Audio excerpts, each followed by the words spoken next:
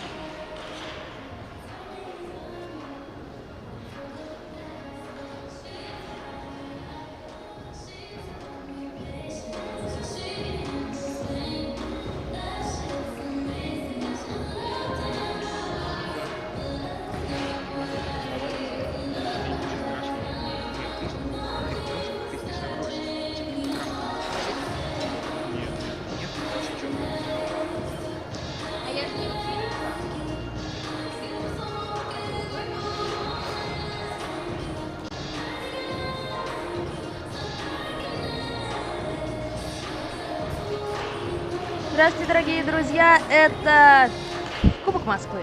Финал. Заключительная стадия.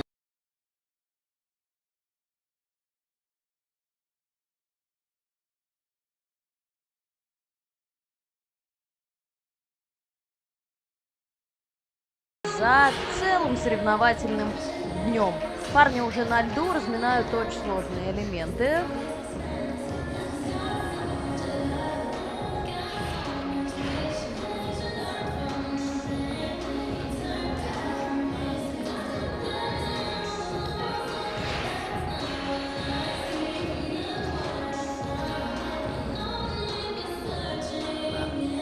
Что касается списка и первой разминки, Сергей Повторев, Ярослав Зобов, Герман Резонтов, Егор Васько, Владимир Калмыков и Андрей Касаткин. Именно так выглядит первая разминка.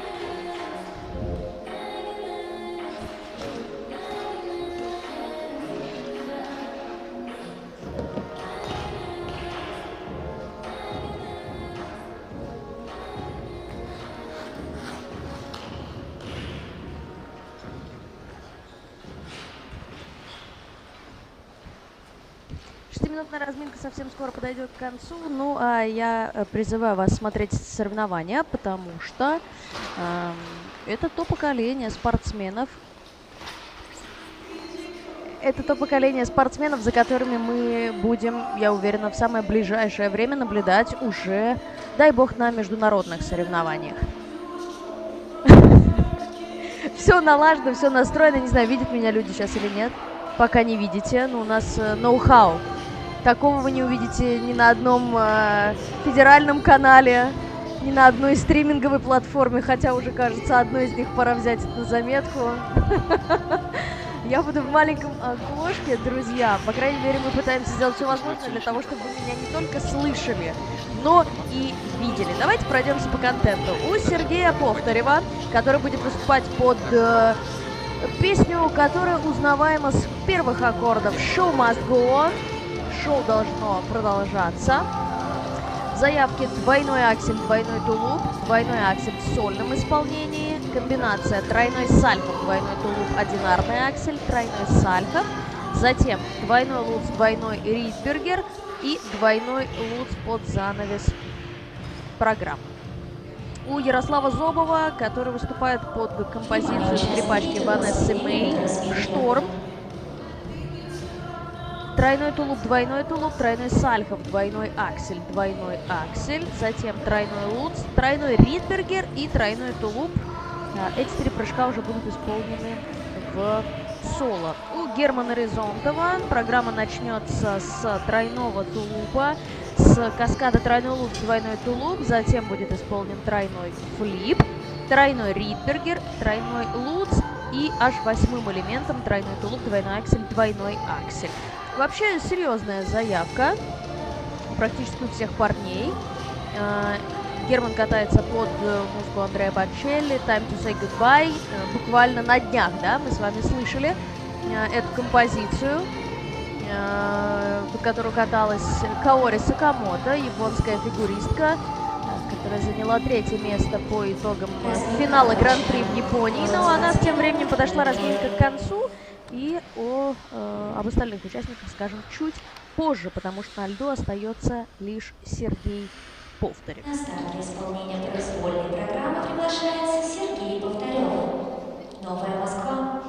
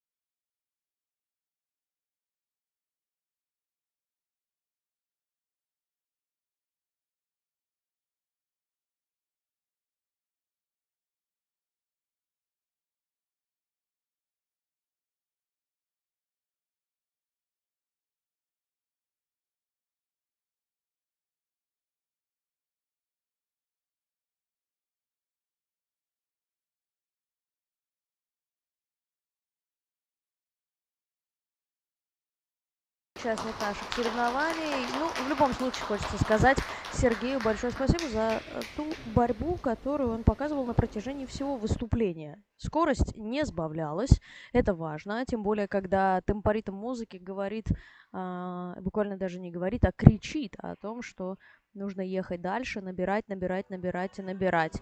Ну и вообще, хочется пожелать успехов парню, потому что начал-то очень неплохо. Какой высокий был двойной аксель. В каскаде с двойным тулупом хорошие надбавки получил, но затем программа, к сожалению, начала рассыпаться. Сперва падение с двойного акселя, затем с тройного сальхова, и тот тройной сальхов, который должен был быть в каскаде с двойным тулупом одинарным акселем, ушел на репит, что означает повтор, опять же, из-за падения. Ну, в общем, ошибок было много, сами все видели, даже умудрился Сережа споткнуться на дорожке шагов. Настолько, видимо, хотел уже докатать эту программу, чтобы она поскорее закончилась. Но такие прокаты призываем забывать.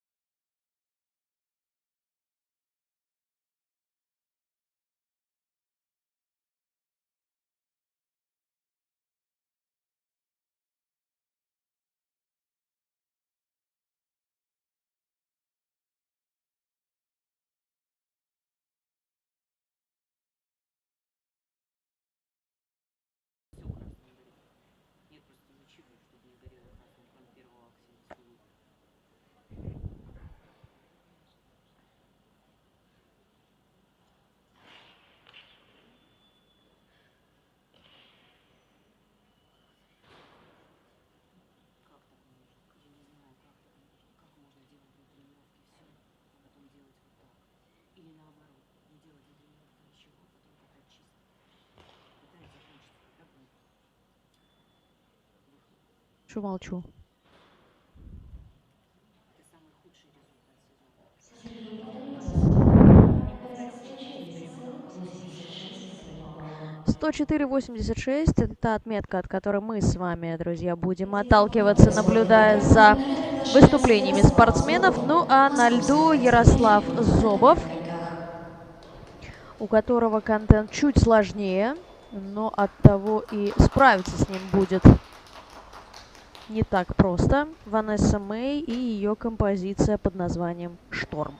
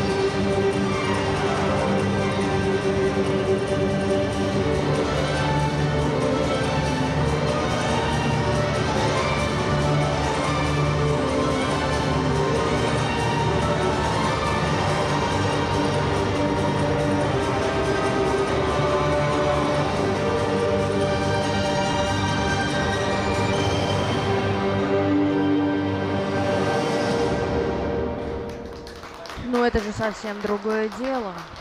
Какой умничка Ярослав справился со своей программой, причем все элементы были исполнены настолько уверенно, что в них даже не приходилось сомневаться ни зрителям, ни мне, ни тем более судьям, что самое главное. Тройной тулуп, двойной тулуп начал именно с этого каскада, все чисто, на большой скорости. Затем не менее сложная секвенция из тройного сальхова и двух акселей в 2,5 оборота, хорошая надбавка, плюс сама базовая стоимость этой секвенции очень неплохая, 10,90, почти 11 баллов. Плюс он получает еще за это GOE, затем тройной луз, двойной тулуп. Не знаю, лично мне тройной луз показался с возможным недокрутом, потому что приземление было таким, знаете, мы сидим рядом со льдом, немножко глухим. А когда ты слышишь такое приземление жесткое из прыжка, скорее всего, там есть пусть и маленький, но недокрутик. В любом случае, судьи со мной не согласны, все в плюсовой зоне, да, просто надбавка не самая большая за этот каскад. Ну, а так, в целом, свои 7 с лишним баллов он получает. Ну и в целом очень приятное впечатление остается от этого проката, да, может быть, от Ярослава мы не увидели какую-то бурю эмоций, которая была бы очень органична в этой программе. Но, с другой стороны, кататься под такую музыку нужно уметь. И то, что спортсмены еще в таком возрасте, в столь юном возрасте, решаются на подобные эксперименты с тренерским штабом, это говорит о многом. Это значит, что его тренер Алима Гершкович, она верит в своего спортсмена, который может не просто исполнять тройные прыжки, но и выкатывать программу такого уровня. Вчерашний день подарил нам немного чистых прокатов. Очень жаль. Видимо, все нервничали. Сегодня с более холодной головой подошли уже к выступлениям. И не зря. Ждем оценок. Засконзованных категориях программы набрать чуть-чуть 30,60 балла, а со средней по программам 149,34 балла. Это первое место на данный момент. 149,34, естественно, Для исполнения Ярослав выходит произвольной на первую программы к нам строчку. приглашается Герман Резонтов. Старт! Ну а мы встречаем Германа Резонтова, который тренируется в группе у Сергея Давыдова и выступает под композицию Андреа Бочелли «Time to say goodbye».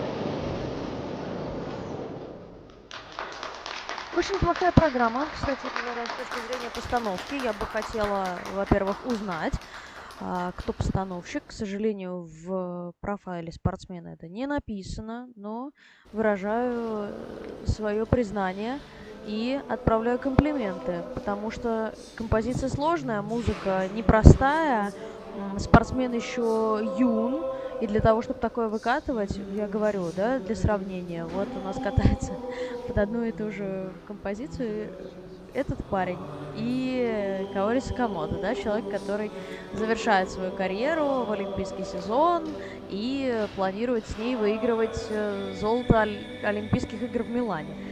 В общем, тут ни в коем случае это не камень ни в чей огород, просто надо понимать, да, всю величественность этой музыки, если даже такие профессионалы, а Каори мы можем такой назвать, делают выбор в пользу этого музыкального сопровождения. Что до элементов, все вроде бы начиналось очень неплохо, чистый тройной тулуп, еще и с ход назад, то есть спиной вперед. Редко кто без подготовки практически исполняет этот прыжок. Многие прыгают так с альхов, но вот тулуп редко видим, там, за редким исключением. По-моему, какая-то вот спортсменка из Финляндии только так делала недавно, на моей памяти. Больше никого пока не вспоминаю. Из наших спортсменов точно. Галочка стоит на тройном луце, двойном тулупе. Находят судьи недокрут. Балл с лишним сняли.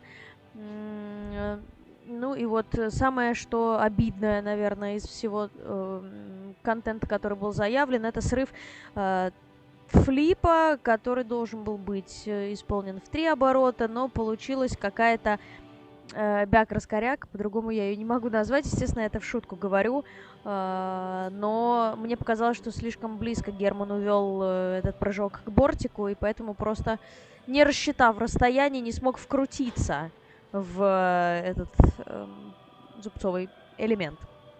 Тройной Ридбергер, тройной Луц, к сожалению, на них были допущены не просто ошибки, они были исполнены с падением, но зато хочется отдать должное спортсмену за то, как он собрался на заключительном прыжковом элементе. Тройной тулуп, двойной аксель, двойной аксель. Да, там ставят Q, но в любом случае снимают немного, всего 42 сотых от базовой стоимости в 11,88 балла, так что потерял он немного, а надбавку получил все равно.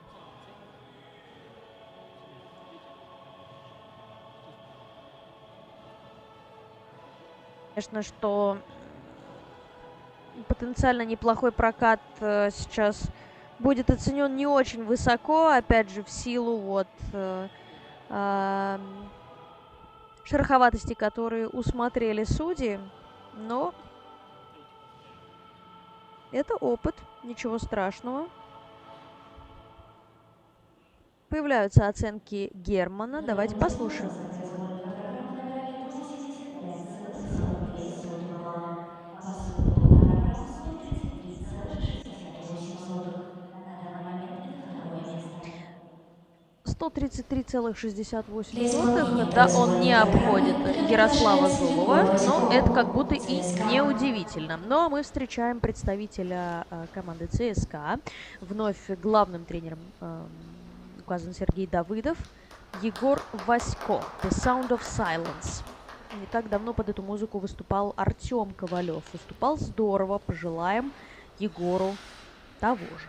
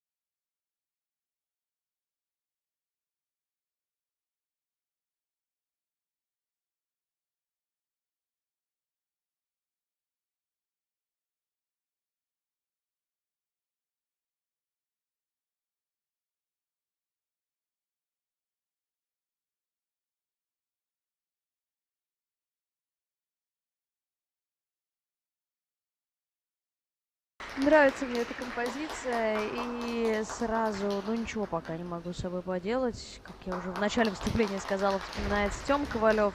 Артему большой привет передаю.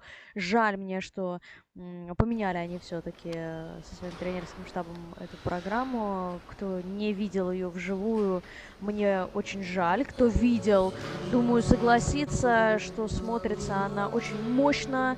Артем 2 метра ростом, катается, носится от одного угла катка к другому. Ну вот, что касается Егора, его тоже хочется похвалить. Начал здорово. Почему-то вместо тройного акселя, который есть в заявке, был исполнен лишь тройной сальхов, но, скорее всего, такой план был предусмотрен, план «Б», на случай, если либо во время 6-минутной разминки что-то шло не так, либо, может быть, не готовы, но при этом судьи даже на тройном сальхове нашли к чему придраться, ставят Q и недокрут также на каскаде. Тройной лук, тройной тулуп. Вот в этом мне верится уже больше. Все-таки он был исполнен пятым элементом. В любом случае, большой молодец, что на такой риск идет. Надо усложняться, надо получать максимальные надбавки за элементы. А для того, чтобы это сделать, их нужно уводить во вторую половину программы. Ну и вот эта секвенция: тройной флип, двойной аксель и тройной лут в сольном исполнении, это тоже было исполнено очень хорошо. Единственная помарочка в целом в достойном чистом прокате была на втором прыжковом элементе. Тройной Ридбергер был в троечку, но мне кажется, что, скорее всего, просто решил Егор перестраховаться, не более. За сумму двух программ уже 64,82 балла. На данный момент это первое место. Поздравляем Егора с текущей первой строчкой. И еще хотела Для обратить внимание исполнения на произвольной программы технику приглашается интересную Владимир исполнения прыжков Калмыков, этим Целискам. парнем. Все время так голова наклоняется в правую сторону, что на приземлении, что в воздухе. Интересная особенность. Ну а мы движемся дальше, потому что на льду Владимир Калмыков, которого выводит Кристина Засеева, а ныне Кристина Толстая.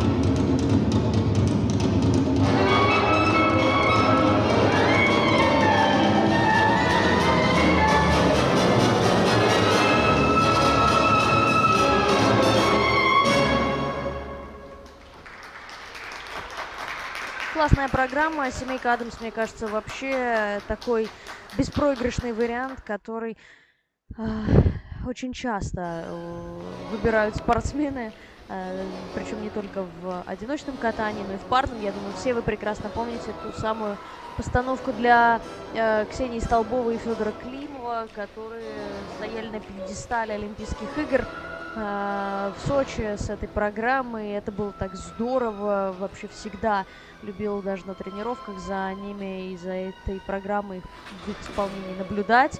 Классно смотрится. Ну и Владимир-то в целом тоже большой молодец. Под конец, конечно, устал, это уже чувствовалось. Мне кажется, вот обидно больше всего за каскад дорогой, двойной аксель, тройной тулуп, но как будто уже по заходу на первый прыжковый элемент было понятно, что силы Владимира покинули. Ну и затем сразу же падение с тройного луца, но молодец, что предпоследним элементом сумел исполнить Сальков в 3 оборота. Умение собираться — это то, что прививается с годами. Кому-то прививается, кому-то нет. И когда спортсмен уже в таком в юном возрасте понимает, что отдавать баллы ни в коем случае своим ближайшим конкурентам нельзя, это очень хорошо. Программ 154,37 балла. На данный момент это второе место. Ну и Владимир Для занимает у нас исполнения вторую производной текущую программы строчку, приглашается Андрей 154-37. Касаткин, Московская академия фигурного катания на коньках. И на очереди заключительный спортсмен первой разминки Андрей Касаткин, представляющий Московскую академию фигурного катания на коньках.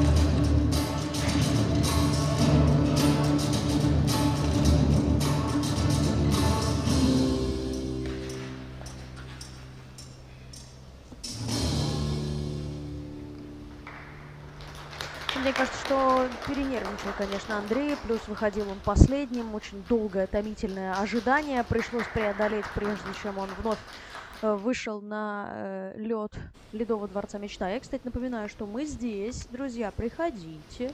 У вас есть возможность посмотреть соревнования абсолютно бесплатно, насколько я понимаю. Если нет, то продолжаем довольствоваться малым и смотреть трансляцию. Но в любом случае это лучше, чем ничего. Ох, как много всего сейчас, конечно, судьи находят. Но при этом, что важно отметить, это единственный спортсмен, который в этой разминке замахнулся все-таки на аксель 3,5 оборота, уже хотя бы за попытку элемента ультрасии. Спасибо большое. Да, судьи ставят 2 галочки, пол базовой стоимости тут же срезается. Базовая стоимость тройного акселя, напомню, 8 баллов ровно, остается 4, но при этом арбитры уже понимают, кто владеет элементами ультрасили, хотя бы находится не просто на стадии их активного изучения, а уже где-то очень рядом.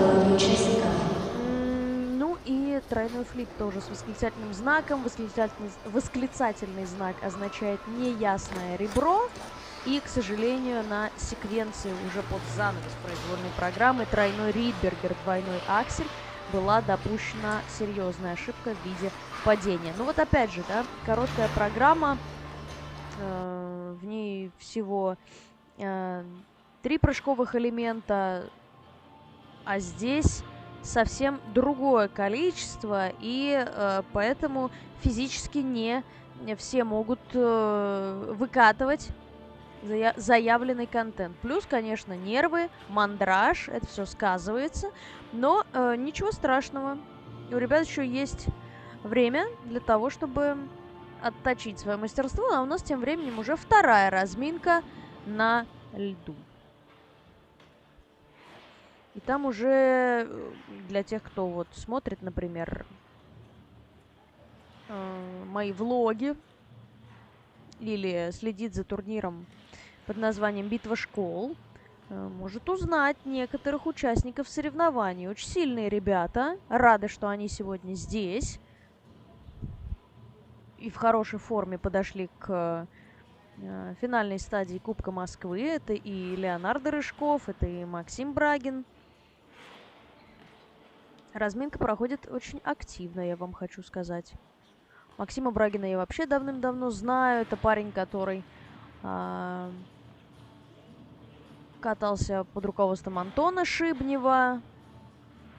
Если я его за бортиком сейчас не вижу, то вполне вероятно, что этот тренерский коллектив он покинул, но все равно заявка выглядит многообещающе. Мы ждем оценок Андрея. Андрей уже бедный сам заскучал в Кисенкрае. Всегда мне так обидно смотреть и наблюдать за теми спортсменами, которые в гордом одиночестве находятся на том диванчике, в той зоне. 57 балла. По сумме двух программ 149,57. На данный момент это 3-е место. Андрей так демонстративно ушел, покинул зону Кисенкрая. Давайте посмотрим немного ЦСКА. Степан Юров, Московская академия фигурного катания на коньках. Алексей Перфилов, Московская академия фигурного катания на коньках. Леонардо Рыжков, ИП Герасимова. Арсений Баратов, Московская академия фигурного катания на коньках. Максим Брагин, Московская академия фигурного катания на коньках.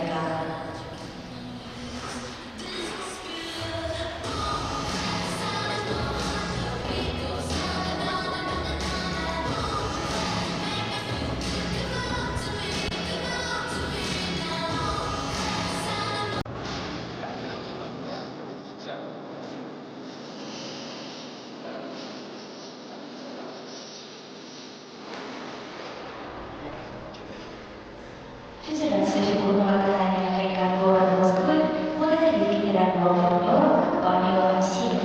«Асиль» – это команда профессионалов, которая открывает путь к новым спортивным победам.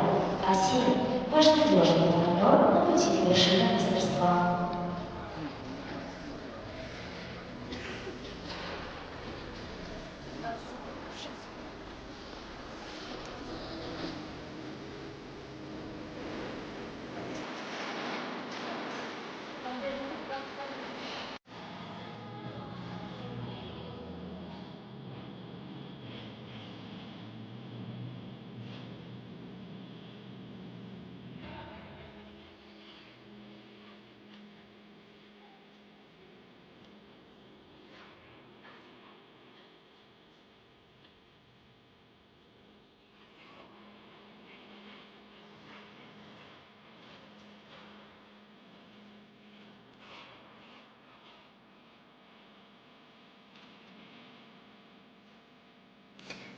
Ну что, очередная разминка уже, как я и сказала, на льду. Первый спортивный разряд. Лев Василенко, Степан Юров, Алексей Перфилов, Леонард Рыжков, Арсений Барабин и Максим Брагин. Вот таким получился состав. Сразу 4 участника этой разминки представляют Московскую академию фигурного катания. Лев Василенко, который будет открывать эту разминку, тренируется в ШОР имени Жука. И Леонардо Рыжков и П. Герасимова. Вот такой состав у нас получился. Лев выступает по второму спортивному разряду. Все остальные участники защищают первый спортивный. 6-минутная разминка проходит, я вам скажу, очень активно. Ребята даже успевают размять вращение, что немаловажно. Это значит, что никто не пытается учить прыжки во время 6-минутки. Так делать уже категорически нельзя. Здорово, что парни это понимают. Даже если что-то не получается, это вообще не гарантия того, что и в выступлении что-то пойдет не так. Сколько раз мы в этом убеждались. Ну вот Максим Брагин, например, только что в очередной раз зашел на тройной луц, еще и с руками наверх, и сделал его. Молодец. 6-минутная разминка подошла к концу, и на льду остается лишь Лев Василенко, представляющий ШОР имени Жука. Для исполнения произвольной программы на лед приглашается Лев Василенко, ЦСКА.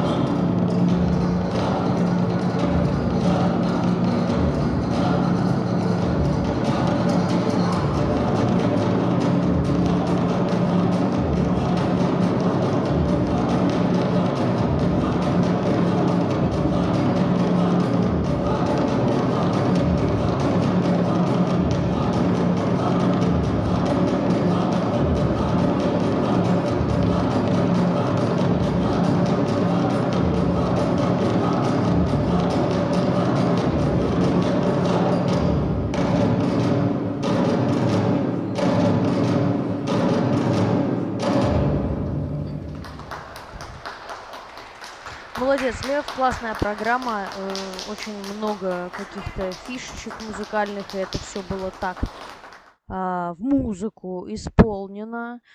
Сразу постановка играет, конечно, другими красками, когда спортсмен не просто катается под ту композицию, под которую ему была поставлена программа, но и чувствует эту музыку. И мне кажется, что Льву очень нравится его программа в этом сезоне.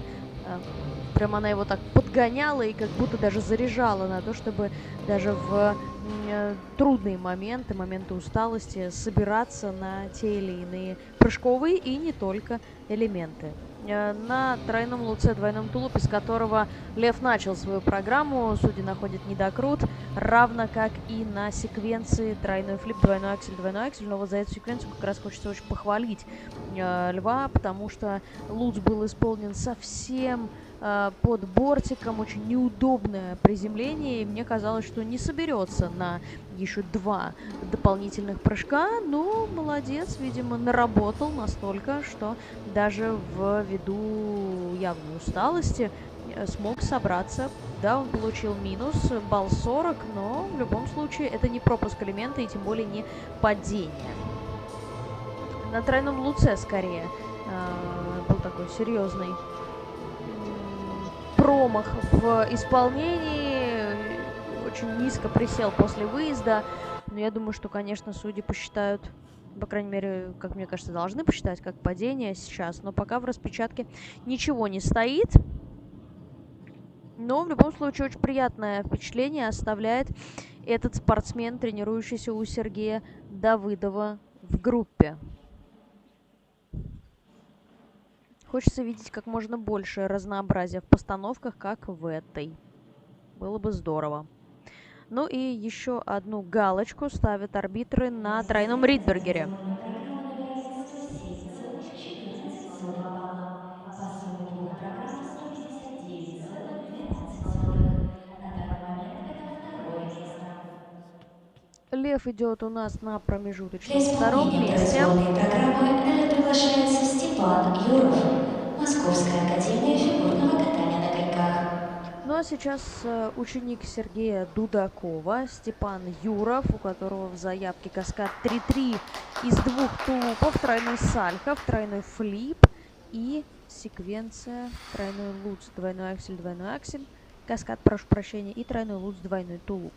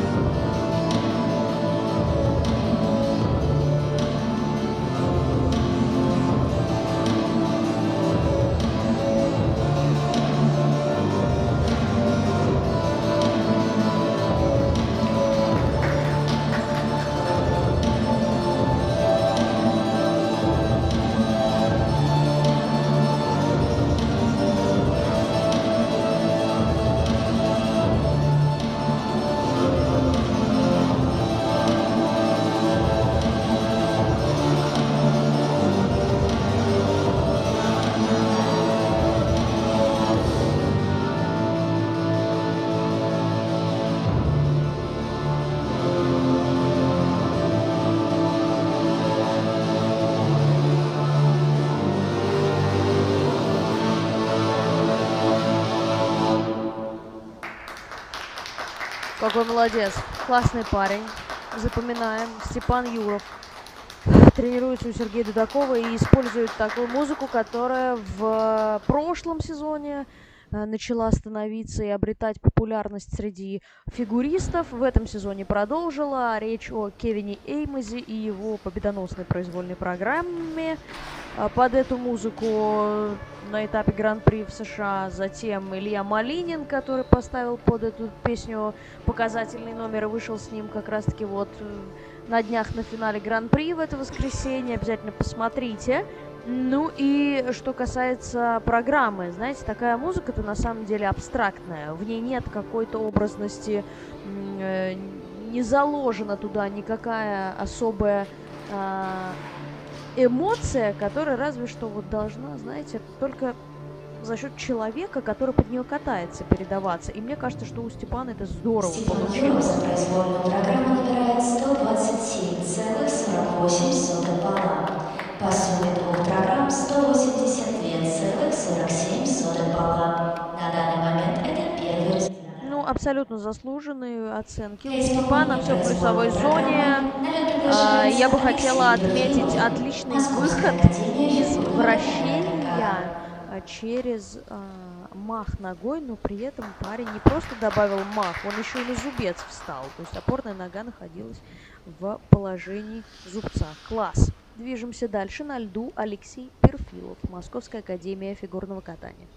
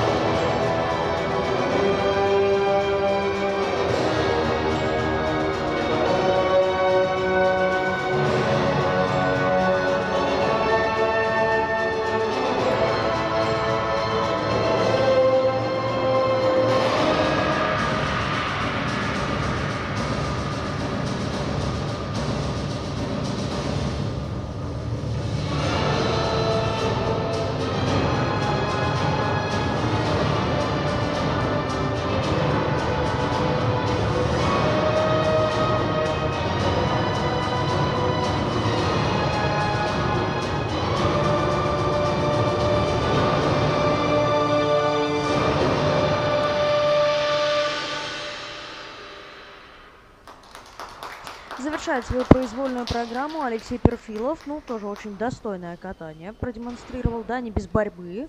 Но, с другой стороны, под музыку из фильма «Адмирал» как по-другому кататься, согласитесь. Не все было гладко. Программа начала чуть-чуть разваливаться, но уже под конец. Ошибок было не так много, так что это не критично, но обидно, что судьи находят недокруты эти злосчастные.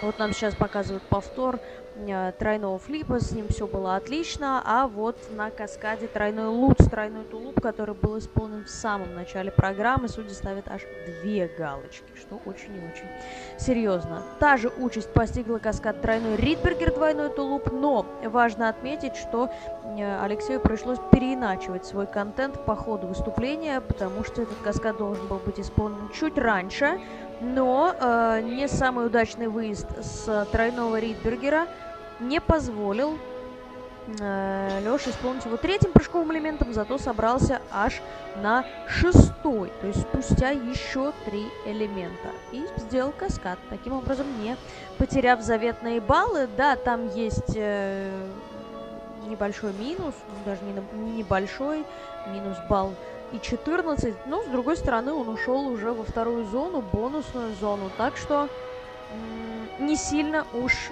Алексей Перфилов и потерял.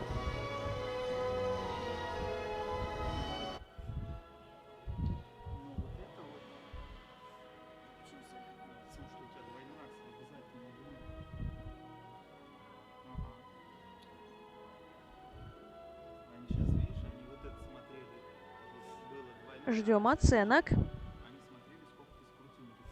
Друзья, напишите, пожалуйста, в чат трансляции, как нас слышно, все ли хорошо. А то в прошлый раз, я помню, на Кубке Москвы вы писали, что комментаторы слышно не очень. Нам интересно ваше мнение, мы почитаем. Как раз после этой разминки будет перерыв на подготовку льда, а потом мы продолжим. Успеем что-нибудь исправить, если надо.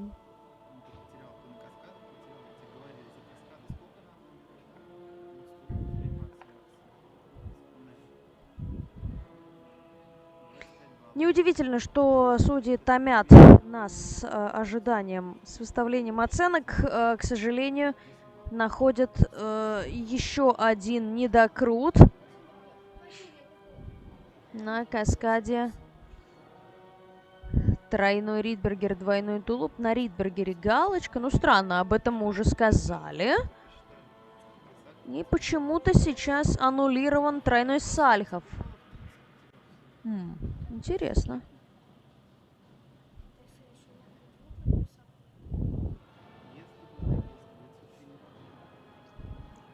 Какие-то активные обсуждения ведутся. Все. Нет больше прочерка за тройной Сальхов. Спасибо арбитрам за это. Еще и надбавку получает Алексей. Пусть и небольшую, 43 сотых, но все равно 5 с лишним баллов он свои забирает. Я так понимаю, что у нас готовы итоги.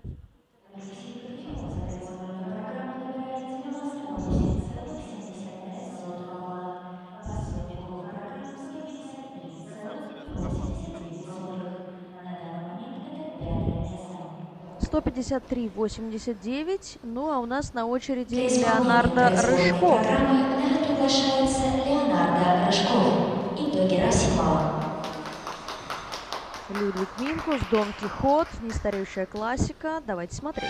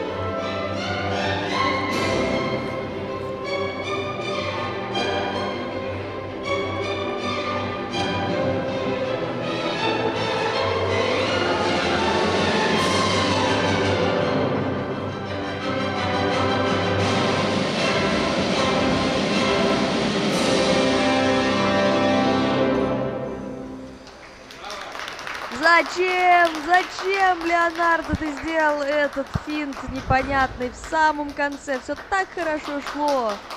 Круто.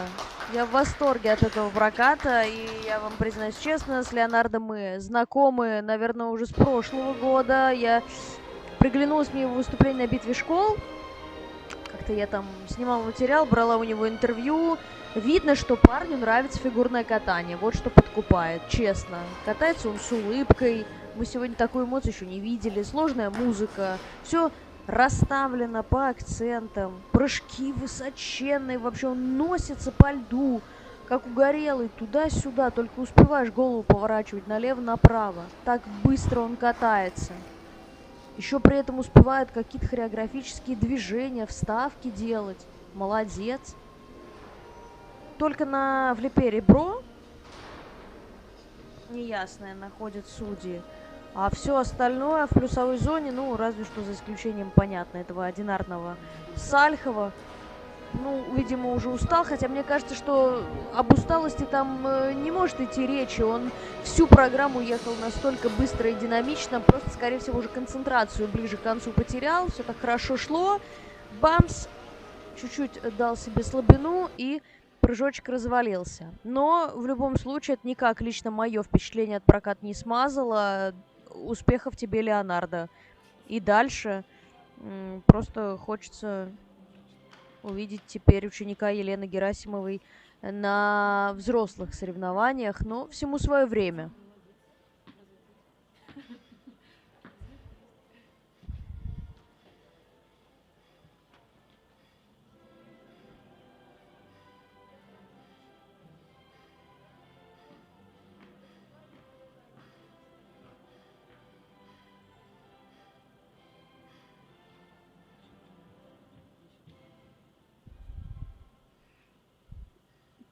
Тяжеловато немножко дышит сейчас Леонардо. Ну ладно, видно, что устал. Программа непростая, еще раз повторюсь. Но, судя по тем оценкам, которые я вижу прямо сейчас, все должно быть очень и очень неплохо, даже несмотря на, ну, конечно, обидную ошибку, потерю элемента, по сути. Исследовательская программа набирает 119,42 балла. По сумме двух программ 174,80 балла. Наградный момент – это второе место. Уступает он Степану Юрову, Для уступает исполнения прилично, производной ну а мы программы движемся дальше. приглашается Арсений Барабин, Московская академия фигурного катания на коньках. Ученик Елены Жгун, Арсений Барабин, который выступает под композицию «Дом восходящего солнца».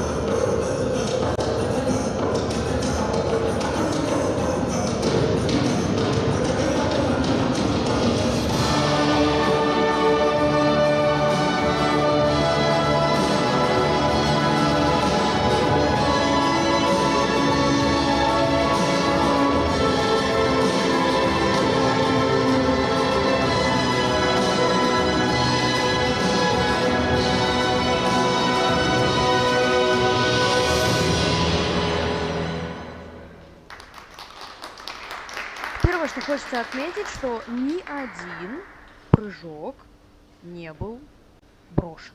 Все было от начала и до конца сегодня исполнено. И за это большое спасибо спортсмену, потому что, как мне кажется, вот эта недосказанность, недоделанность в каждом элементе, она как снежный ком, знаете, накапливается, и судьи это отмечают, и вторая оценка начинает падать. Да, может быть, это не было настолько же эмоционально, насколько у предыдущего фигуриста, у Леонардо, но зато это было собрано, это было в том характере, какого требовала эта композиция, да, может быть, хотелось чуть больше какой-то развязанности, не знаю, общения с судьями, со зрителем, пусть их здесь и не так много, но в любом случае со своим контентом Арсений Барабин справился. И мы говорим ему молодец. Пока все в плюсовой зоне, судьи не находят к чему придраться, но еще не вечер, конечно. У нас остается всего один участник, Максим Брагин. Он уже активно проводит свою разминку перед выступлением. Кстати, в этой группе мы не увидели ни одного Акселя в 3,5 года.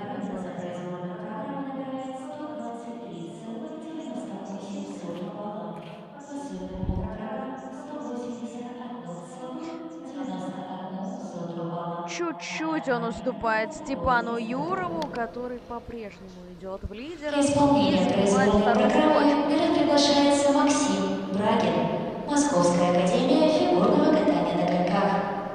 Максим Брагин, который тренируется под руководством Светланы Соколовской и начнет свою произвольную с тройного Ридбергера, двойного Акселя. Посмотрим.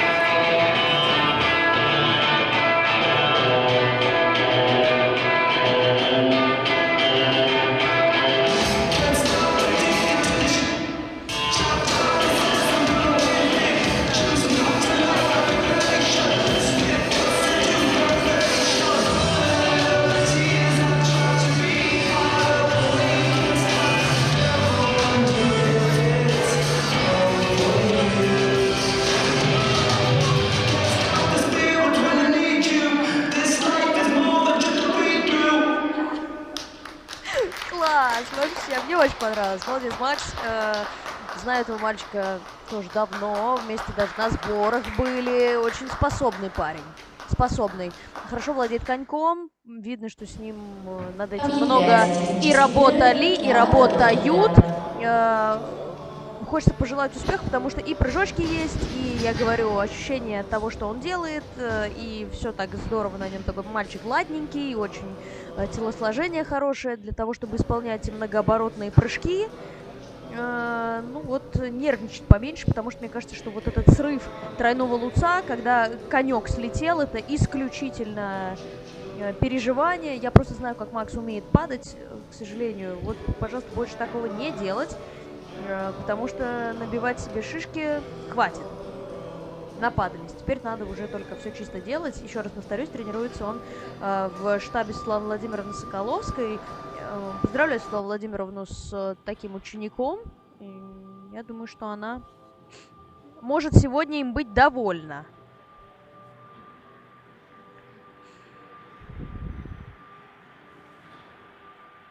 Минусов особых нет. Понятное дело, что одинарный лут мы вообще никак не рассматриваем. Считайте, не было этого элемента. А так все остальное. Молодец. Начал с тройного Ридбергера, двойного акселя секвенции. Все сделал. Тройной луз, двойной тулуп. Ну вот осталось каскад 3-3 выучить. Ну хотя вот двойной аксель, тройной тулуп во второй половине программы выглядел здорово. Прям так очень по-умному, знаете, долго постоял, накатил. После 2,5 и сделал.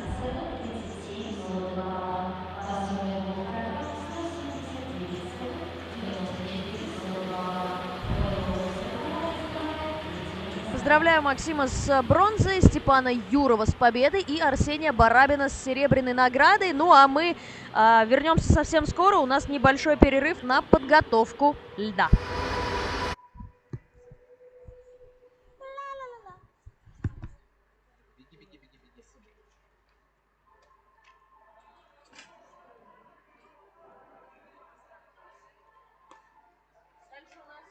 Юниоры, мальчики. Там, да.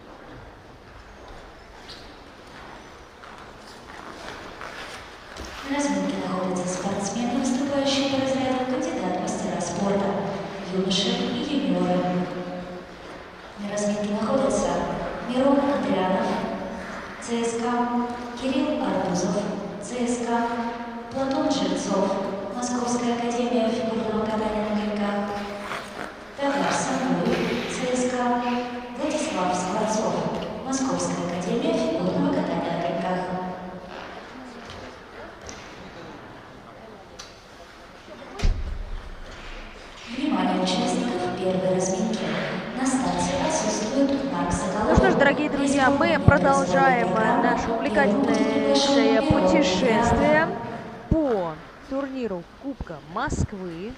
Финал. Самое интересное. В этой разминке тоже уже будет на кого посмотреть. И некоторых людей, я думаю, самый искушенный зритель знает. И это прекрасно. Значит, у нас, к сожалению, отсутствует Марк Соколов, но выступят Мирон Андрианов, Кирилл Арбузов, Платон Жильцов, Тагар Самбуев и Владислав Скворцов.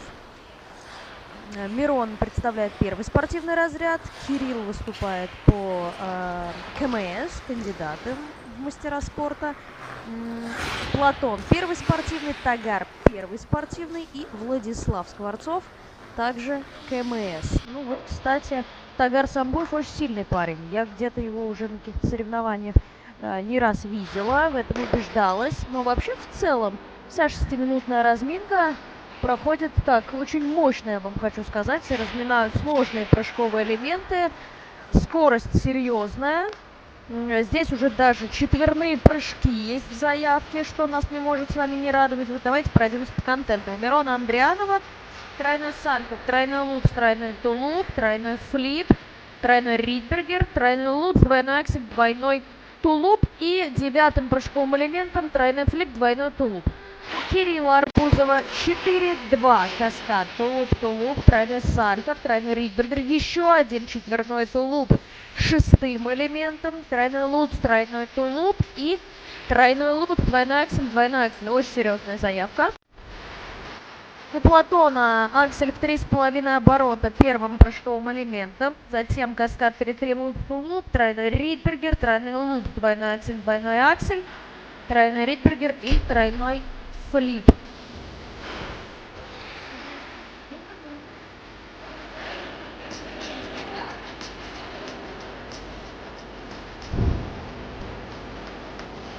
Платон Жильцов, тройной аксель, как я уже сказала, планирует исполнить в своей программе. И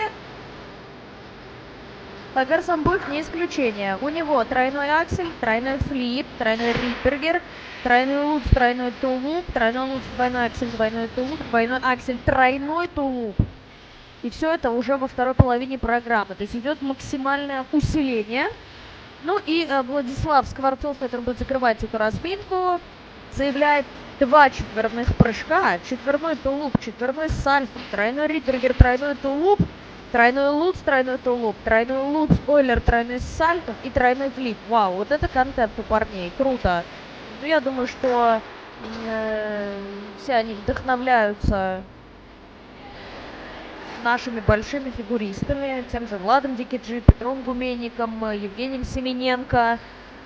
Надеюсь, на международную арену тоже поглядывают. Надо понимать, что их ждет и с кем они будут соревноваться. Так что молодцы. Если еще и справиться со всем своим контентом, будет вообще здорово, потому что пока с четверных тут падают очень больно. Аккуратнее, аккуратнее. Ну и, друзья, у нас есть чат в нашей группе во ВКонтакте, Федерация фигурного катания Москвы. Обязательно заходите туда, пишите какие-нибудь приятные комментарии. Мы все читаем. Ну а комментирует финал Кубка Москвы для вас Лина Федорова. Для тех, кто меня не знает, очень приятно познакомиться. Для тех, кто знает, большой-большой привет вам всем передаю.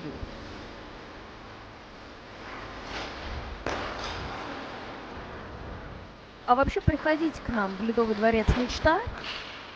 У нас здесь здорово, и людей становится все больше. Это приятно. Идет последняя минута разминки.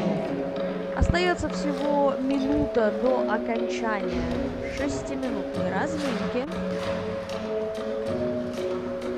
Кто-то уже просто катается, проверяет свои силы, свое дыхание, а кто-то продолжает разминать не только прыжковые, но и второстепенные, как я их называю, элементы. Вот Тагар Самбуев, например, пытается справиться с акселем в 3,5 оборота, который у него есть в заявке, пока не получается, но это ничего не значит, мы с вами точно знаем. Вообще есть такая примета среди фигуристов, о которой я знаю не понаслышке. Чем хуже проходит твоя разминка, тем лучше получается прокат. С чем это связано, никто не знает. Но я думаю, что это работает исключительно на подсознательном уровне и больше никак. Внимание, участники, разминка окончена. Просьба покинуть лед. Разминка подошла к концу. На льду остается лишь Мирон Андрианов, представитель шор имени Жука. Произвольной программы на лед приглашается Мирон Андрианов, ЦСКА.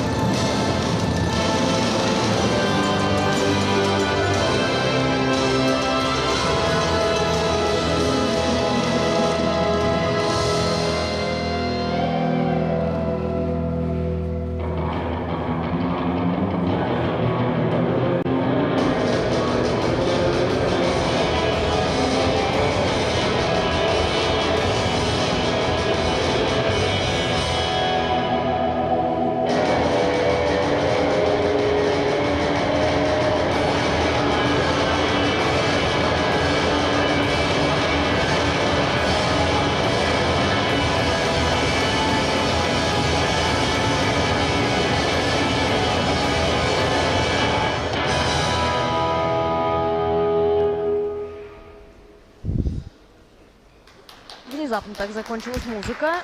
Очень жаль, что вот эта концовка программы от Мирона чуть смазалась получилось. Ну вот чуть-чуть бы зафиксировать это положение корпуса, постоять, подержать, побыть, пожить в этом образе, чтобы люди смогли увидеть полноту всей картинки. А так, очень даже неплохо. Видно, что, конечно, не до конца доволен своим прокатом Мирон Андрианов, но, с другой стороны, есть небольшие помарочки, плюс ко всему судьи ставят еще и неясное ребро на тройном луце, тройном тулупе, который был исполнен практически в начале программы. На секвенции тройной луц, двойной аксель, двойной тулуп происходит ровным счетом то же самое, но программа мне понравилась. Мне как будто вот этой темповой части не хватило. Очень жаль, что она началась так поздно, только вот к концу программы,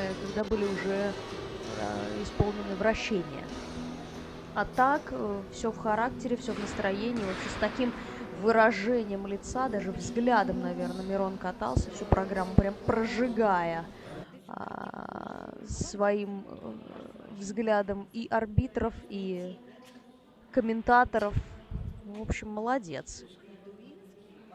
Кристина Засеева его тренирует в ЦСКА. С Шор имени Жука, называйте как хотите. Но мне кажется, что тренеры могут быть довольны. Потому что кроме неясного ребра судьи больше ничего не находят. Недокрутов нет. Это вот, наверное, самое главное, зачем сейчас нужно следить. Ну, а мы ждем оценок.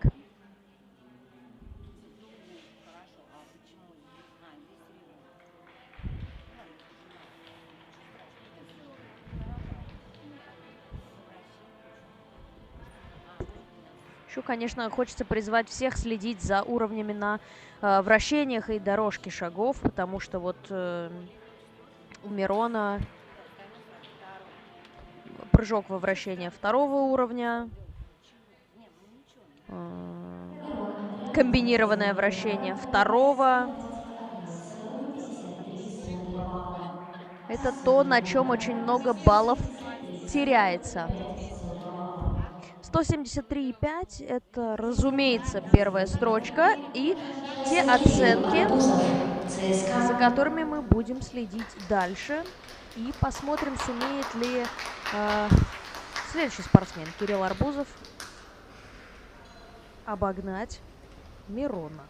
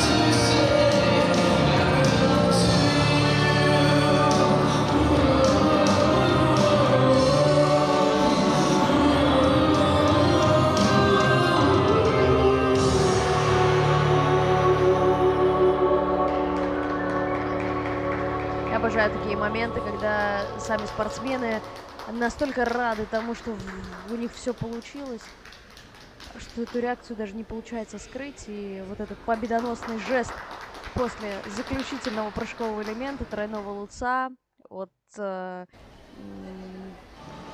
спортсмена, это было так круто.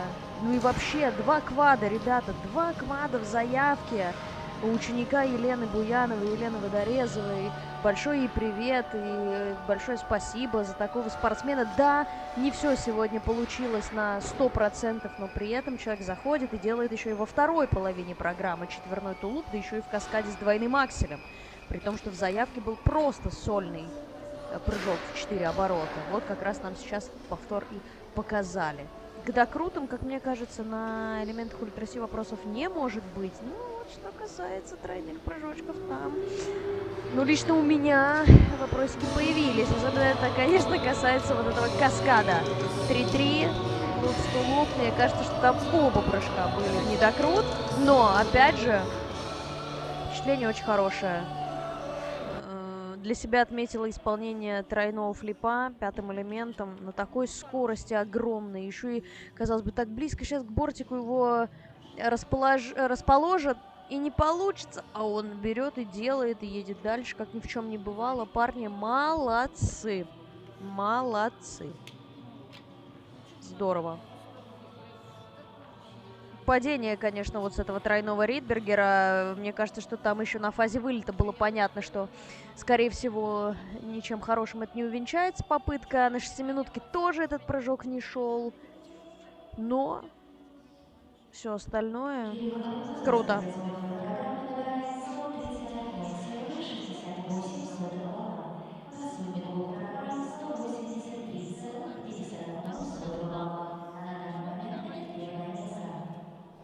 Текущий лидер Кирилл Для исполнения Арбузов. произвольной программы на лед приглашается Платон Жильцов, Московская академия фигурного катания на коньках. Платон Жильцов, ученик Виктории Буцаевой, который катается под музыку из фильма «Шерлок Холмс». У него нет четверных прыжков, но зато есть тройной аксель в самом начале программы.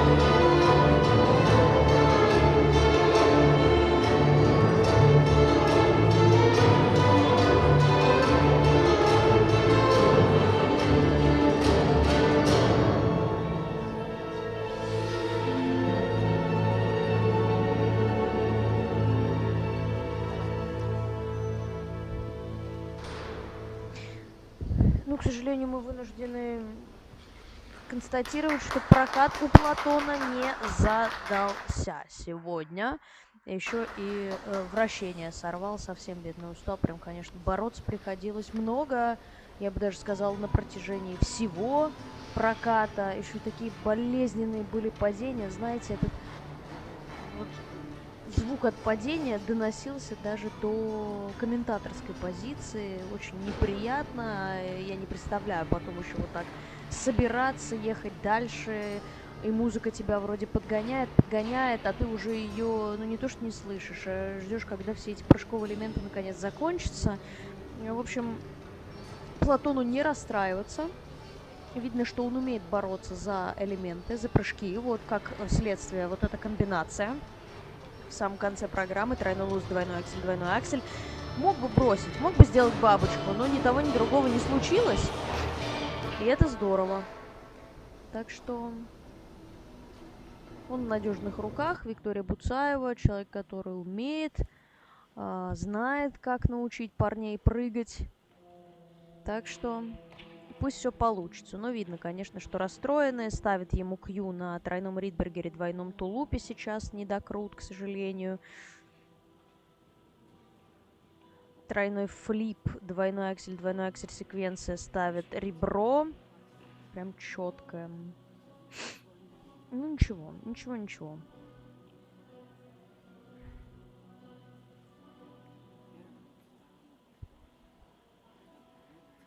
Пользуясь случаем, хочется сказать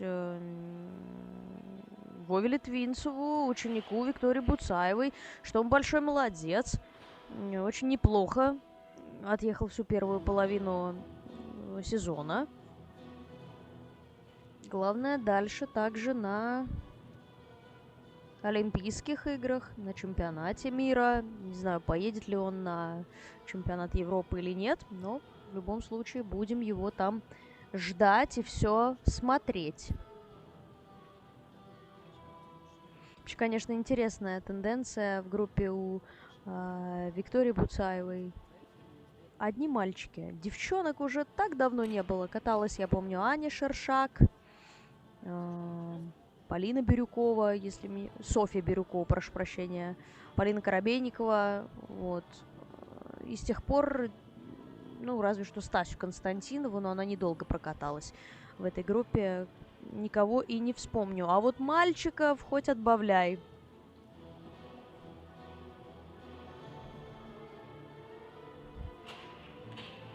Вроде ничего не уходит больше на пересмотр. Ну вот, к сожалению, с вот этой секвенцией в конце программы судьи все не могут определиться, что же поставить. Сперва сняли балл и 8. Ну вот так и оставляют. Минус балл 84 от базовой стоимости.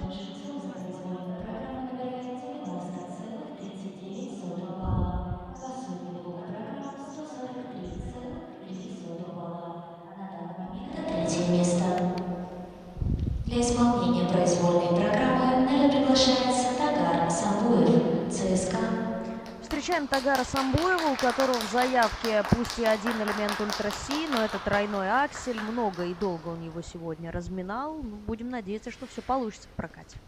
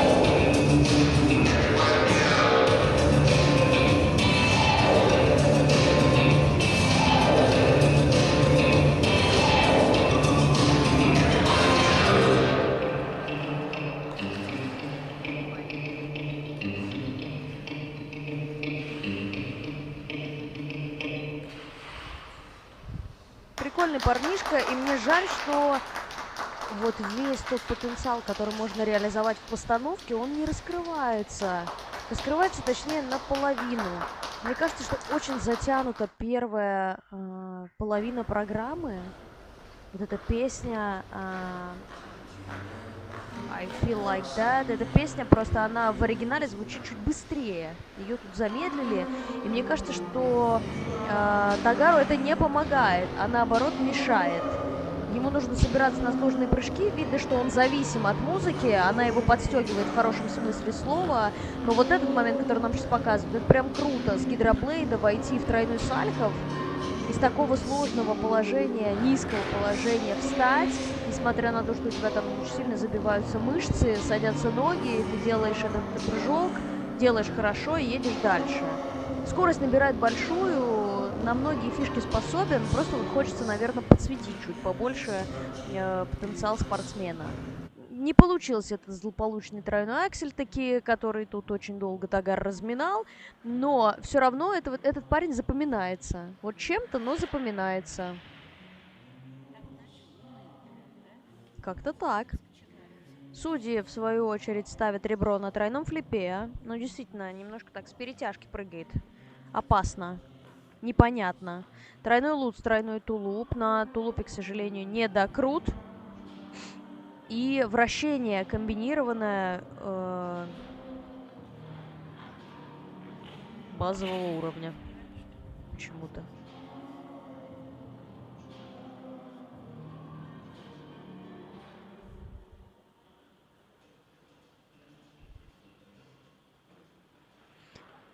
С прыжками, в принципе, проблем особых не было. Вот только на каскаде 3-3 поставили недокрут. Ну, хочется, конечно, увидеть тройной аксель все-таки, потому что уже получался. Еще раз говорю, парень интересный. Он тренируется под руководством Сергея Давыдова.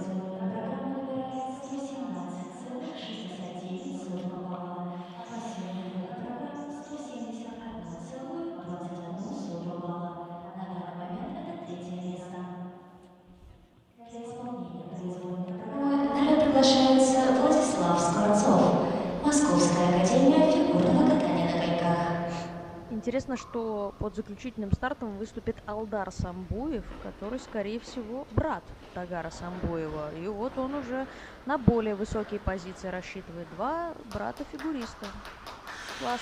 Владислав Скворцов прямо сейчас на льду. У него в заявке 2 четверных прыжка, тулуп и сальхов. Под музыку из фильма «Дюна» катается Владислав.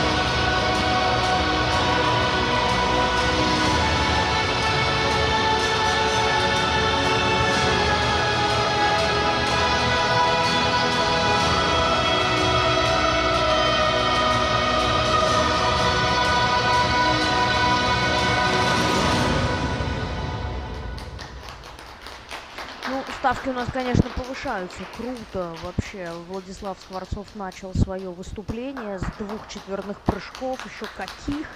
Как уверенно, на такой огромной скорости он в них входил, вкручивался. Класс.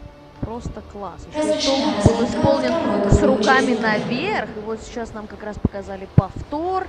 Но, к сожалению, пока это видно, не владеет акселем в 3,5 оборот. Потому что дупель такой маленький, скромненький, знаете, по сравнению с четверными был. Но в любом случае очень здорово. И эмоционально пытался еще отыгрывать свою постановку. Да, интересно, что Дюна с нами, судя по всему, надолго. Мы думали, что музыка, точнее саундтрек к этому фильму будет жить всего 1 сезон. В итоге вышла 2-я часть. И все решили, почему бы нет. Кто-то оставил, кто-то поставил. Ну и в целом, как будто это даже приемлемо, честно говоря. Нет ощущения нафталина или того, что ты устал от этой музыки.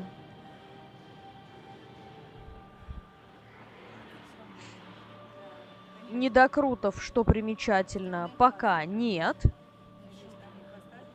Но минусы, конечно, ставятся, потому что некоторые прыжки у Владислава были исполнены со степ-аутом. Например, это касается каскада тройной Ридбергер, тройной тулуп. Зачем там этот степ-аут, непонятно.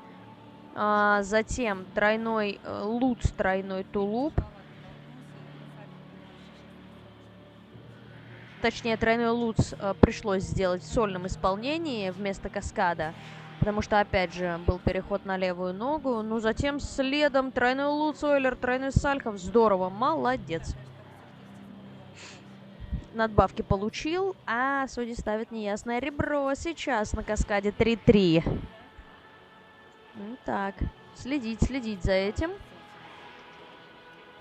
Чтобы не получать минус, потому что минус ставит серьезно. Причем ставят и на тройном Лутце в сольном исполнении, и на тройном Лутце Ойлере, тройном Сальхове неясное ребро. Обидно. Вот, казалось бы, да, человек проехал программу с 2 четверными прыжками, но оценки высокими относительно других спортсменов сильно не будут. Почему? Потому что вот эти недочеты, маленькие помарочки, к сожалению, выливаются в один большой минус, который дает серьезный спад по баллам. Тем не менее, Владислав Скворцов подводит нас к оценке в 200 баллов. Чуть-чуть ему не хватает, 0,09, чтобы пробить отметку в 200, но в любом случае это уже очень достойно. А у нас началась очередная 6-минутная разминка, в которой представлены на старте отсутствует Леонид Новожилов. После Кирилла Лутошкина для исполнения произвольной программы будет приглашен Александр Щербаков. Вновь у нас отсутствует один из участников, к сожалению. Таким образом, первым выступит Леонтий Камзолов под 2-м стартовым номером.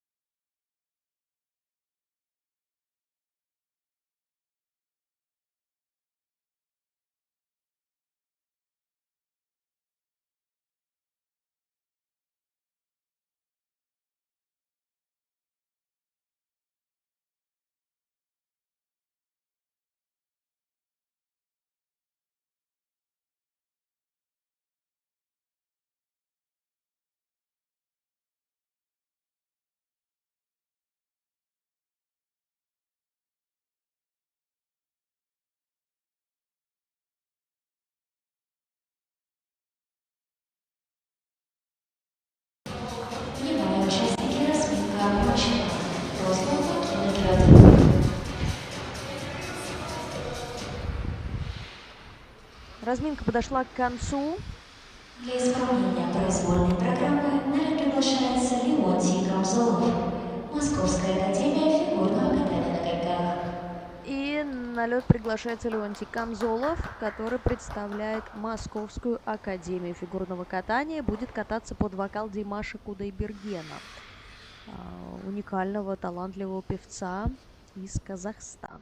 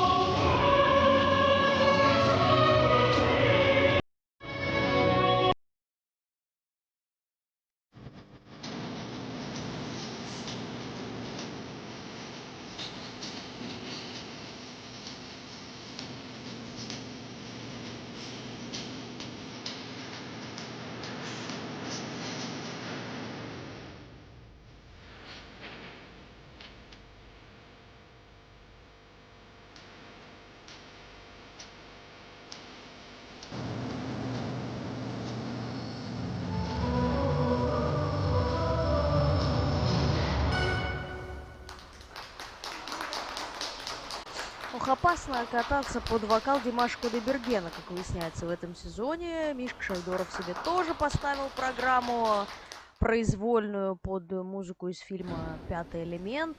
И там, конечно, такая очень серьезная ария в исполнении Димаша, но пока музыка оказывается сильнее спортсменов, и вот Леонтий Камзолов, к сожалению, не исключение. боролся с прыжками, и за всей этой борьбой, к сожалению, начала теряться и постановка. Хотелось хотя бы, знаете, какой-то яркости образа, если уж не получаются прыжки. Сколько раз говорю о том, что, ну, если ты понимаешь, да, что теряешь на сложнейших элементах, ну, прибавляй ты в скорости, прибавляй ты в ручистизме, чтобы хотя бы оценки за компоненты росли. Потому что судьи тоже люди, и им этого всего не хватает. Поэтому, если нет уверенности пока что, да, это важная ремарка, в прыжковых элементах, то ничто не мешает прибавлять в красоте катания, чтобы твою программу запомнили. Тренируется Леонтий под руководством Юлии Лебедевой. И сейчас, ну вот пока за исключением явной ошибки на тройном флипе, было падение, не получает никаких нареканий от судейской бригады, от тех бригады. Пока все в плюсовой зоне, пусть и не большой, но в любом случае. Это тоже важно. Ну вот тройной луз, к сожалению, который был исполнен с ошибкой, еще и получает свой минус за недокрут. Таким образом, от базовой стоимости 5,19 теряется аж 2,5 балла.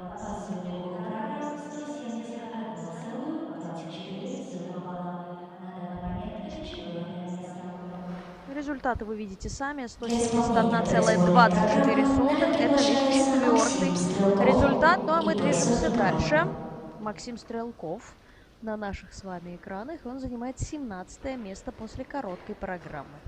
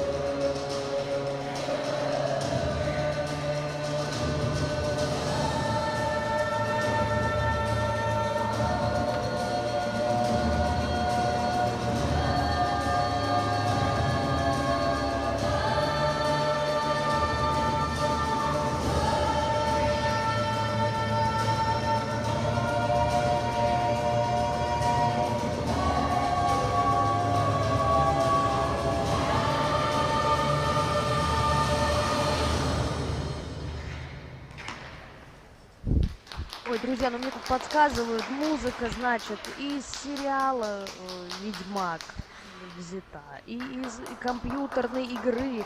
Поэтому всем любителям посвящается, во-первых. Во-вторых, мне кажется, что сам Максим тоже увлекается жанром фэнтези.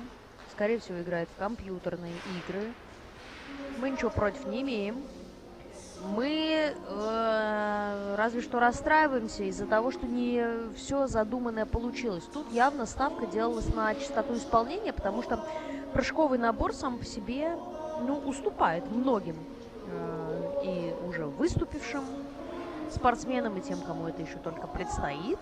И если бы не вот это очень неприятное падение с тройного луца, и неожиданное абсолютно, потому что все прыжочки очень ровненькие, аккуратненькие, то все было бы исполнено идеально и в плюсовой зоне. Главное, без травм, парни. Вы иногда тут сегодня так падаете, как будто не умеете прыгать, но ведь это не так. В свое время нас даже учили, как правильно падать, для того, чтобы не получать травмы. Вот я надеюсь, что у Максима их не будет.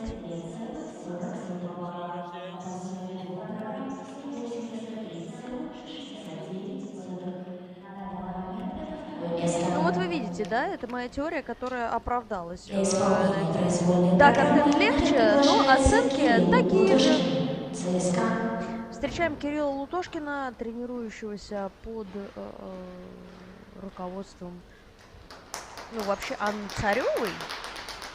Я вижу вновь Ирину Тагаеву, Кристину Толстую. И музыка из сериала «Игра престолов» теперь.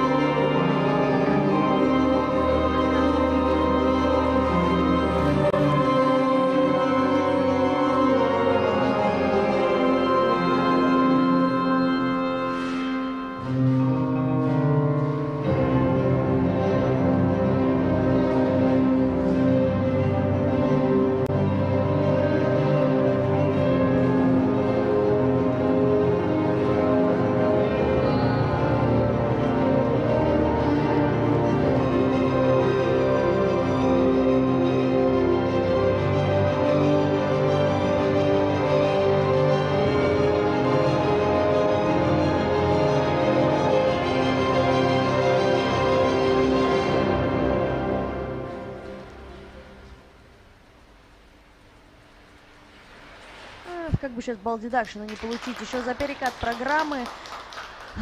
Значит, первое, что хочется отметить. Большая скорость. И это здорово. Хочется, наверное, чуть-чуть более ровной спины и пластики в руках добавить. А так, в целом, парень очень музыкальный. И, пожалуйста, ребята, не падайте так больше. У меня за вас, за всех сердце болит. Вот нам сейчас показали повтор. Ну ведь на бедре же гематомы остаются. Я просто умоляю. Пожалуйста, не могу я столько нервничать. Это все чревато моей седой головой. Пожалуйста. Музыка из «Игры престолов», вот тоже, да, казалось бы, такая заезженная композиции, но при этом грамотная компоновка этого музыкального сопровождения и уже звучит по-новому, да, может быть, вот эта часть под скрипку узнаваема, но при этом она, как мне кажется, безумно органично звучала сегодня вот в середине этой программы. Растяжка у парня отличная, и это редкость. Такие сложные положения, как Бильман, затяжка, прям в самом последнем вращении это и было исполнено. То есть сильные стороны задействованы на 200%. Очень такое скоростное вращение, хорошие плюсы. Да, может быть, судьи пока недокрутов не находят, но, к сожалению, тройной луц, который был исполнен с падением, ушел на повтор. На тройном флипе сейчас находят ребро неясное. Поэтому вот та бонусная зона, в которой он находился, к сожалению, ничего спортсмену не дала.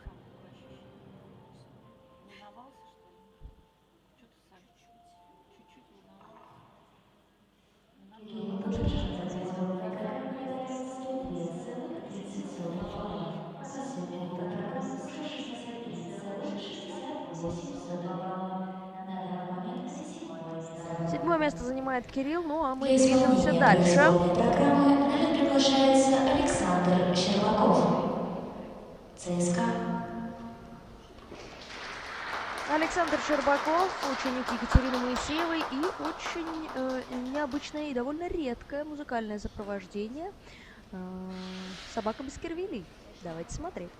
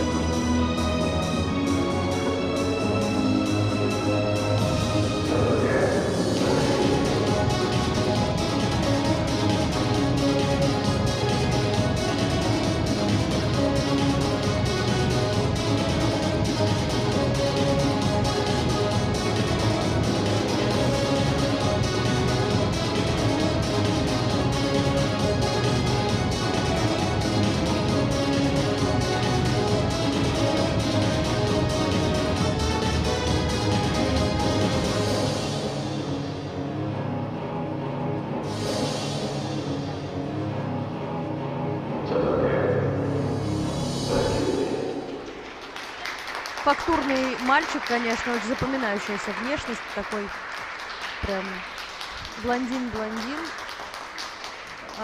Но что касается прыжковых элементов, знаете, сегодня хочется сказать, подытожить, точнее, этот прокат фразой «не упал». Вот правда. Особенно это касается тройного флипа, который уже был последним прыжковым элементом исполнен, и там даже тренеры кричали «Стой!» И вот он удержался, молодец. Потому что действительно уже от усталости даже не на выезде закинула, а на моменте, когда уже вторую ножку подставила, надо было ехать дальше. Ну, конечно, устают парни. Да, может быть, набор не такой уж сложный, но вообще весь контент Александром Щербаковым был переиначен по ходу программы. Что-то, видимо, без конца складывал и умножал для того, чтобы не потерять оценки. Вначале стоит аксель в 2,5, окей. Тройной луз, двойной аксель, окей. Должен был быть. Стал тройной луз, двойной тулуп, и дальше понеслось. Вместо Ридбергера Сальхов. Вот, кстати, бабочка была, да, на Ридбергере. Вместо тройного получился двойной. Тройной луз, двойной аксель, двойной тулуп. Секвенция вместо тройного тулупа Уэллера, тройного Сальхова. С чем это связано, мне не совсем понятно, но, видимо, отрабатывалось два варианта развития этой произвольной программы. И сегодня был использован второй вариант.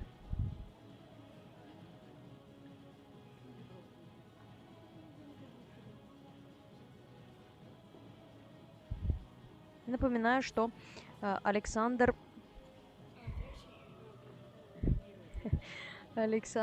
у нас тренируется под руководством Екатерины Моисеевой.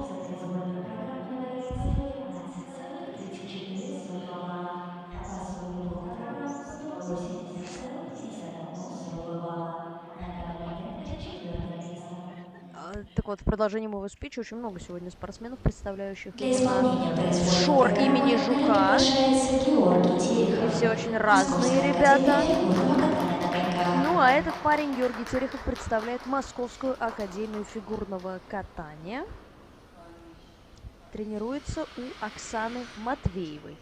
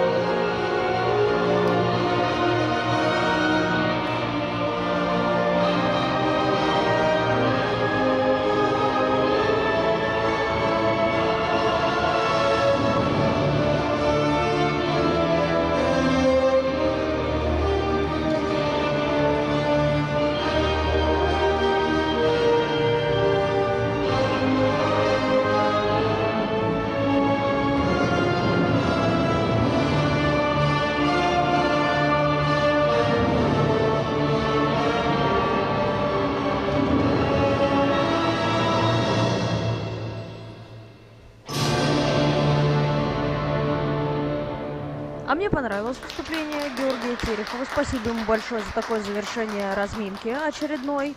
Очень качественные прыжки. Вот, наверное, это самое правильное слово, которое можно было бы подобрать. Именно качественные.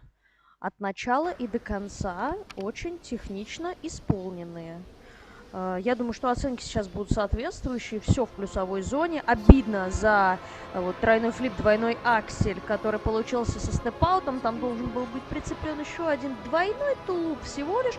Но что он сделал? Он пропустил этот момент, ничего не потеряв. Просто сделал двойной аксель следом в соло.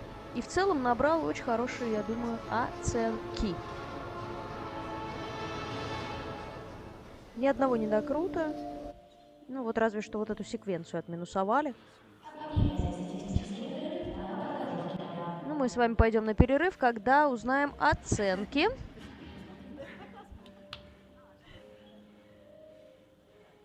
Что же ставят судьи? Очень интересно уже узнать. Мне кажется, что тут как раз вопросов быть не должно по поводу пересмотра чего-либо. Все в плюсовой зоне. Вот у него тройной луз ушел в бонусную зону. Тройной флип, двойной аксель, даже несмотря на минусы. И двойной аксель. Пусть и с небольшой надбавкой в 33 сотых всего, но все-таки получает плюс.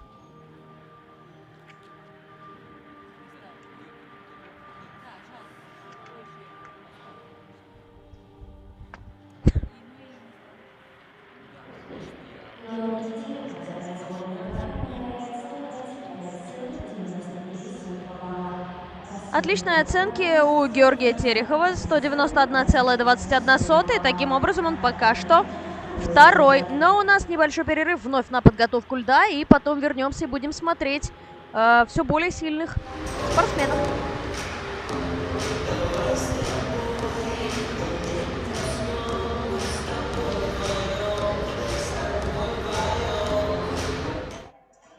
Я успею? Конечно, конечно.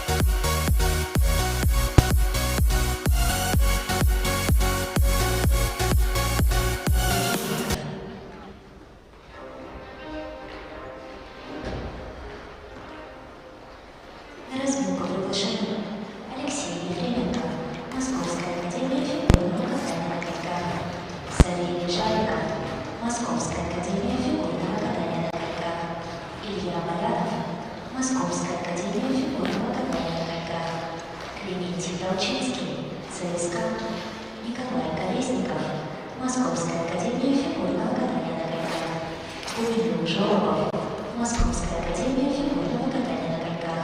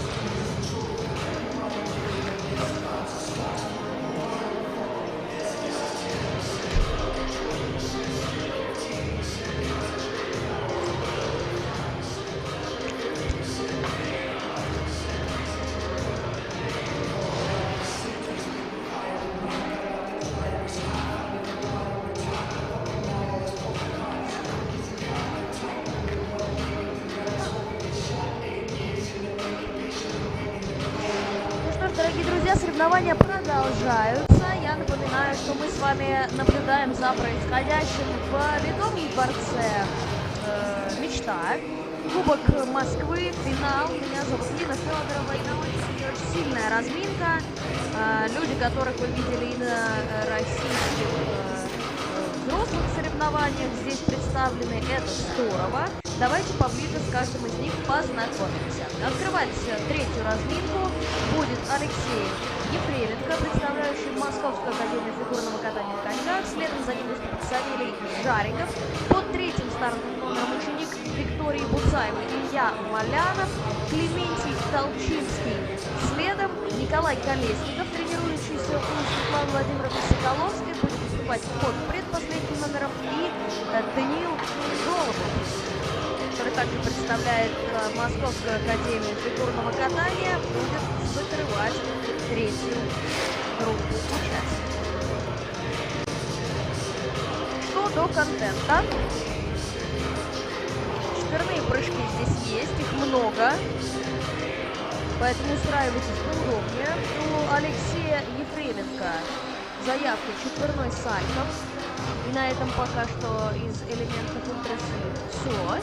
Тройной луп, двойной тулуп, тройной сальто, двойной аксель, тройной луп, тройной тулуп уже во второй половине программы, и тройной ридбергер, двойной аксель, двойной тулуп. У Савелия Жарикова программа начнется с двойного акселя, но я думаю, что с прицелом все-таки на 3,5. Затем тройной флип, тройной ридбергер, двойной тулуп, двойной аксель, соло, тройной луп, тройной тулуп, тройной флип, ойлер, тройной сальто и тройной ридбергер. У Ильи Малянова очень неплохой парень, наслышана я о нем, многие мне про этого спортсмена говорят. У него четверной сальто и четверной тулуп в заявке, вот такое мощное начало. Затем тройной аксель, тройной тулуп. Такого каскада мы сегодня еще не видели. Будем надеяться, что у Ильи он получится. Затем тройной ридбергер. И во второй половине программы вновь тройной аксель в каскаде с двумя акселями в 2,5 оборота. И каскад 3-3, флип тулуп и тройной луп. Очень сильная заявка. Катается он под музыку из фильма «Интерстеллар». У Клементия Толчинского четверной тулуп, тройной аксель, двойной тулуп, тройной ридбергер, тройной аксель, тройной луп, тройной тулуп, тройной флип, двойной аксель и тройной флип. Интересное музыкальное сопровождение для мужского одиночного катания, совершенно нетипичное. Лебединое озеро, черный лебедь. Здорово. Внимание, Николай Колесников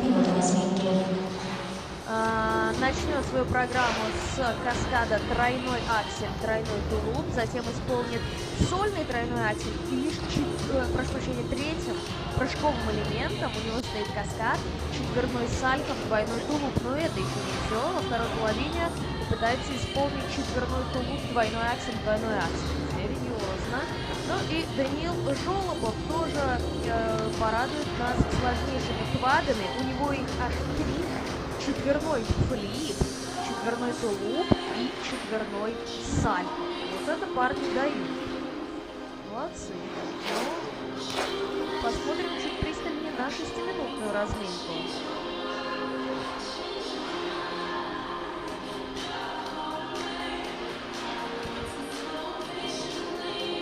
Свои прыжковые элементы как будто бы все размяли, перешли к вращением, по крайней мере, пора бы уже сделать. Тем более, 6-минутка подошла к концу. И на льду остается лишь Алексей Ефременко, представляющий Московскую академию фигурного катания на коньках. На старт для исполнения произвольной программы приглашается Алексей Ефременко, Московская академия фигурного катания на коньках.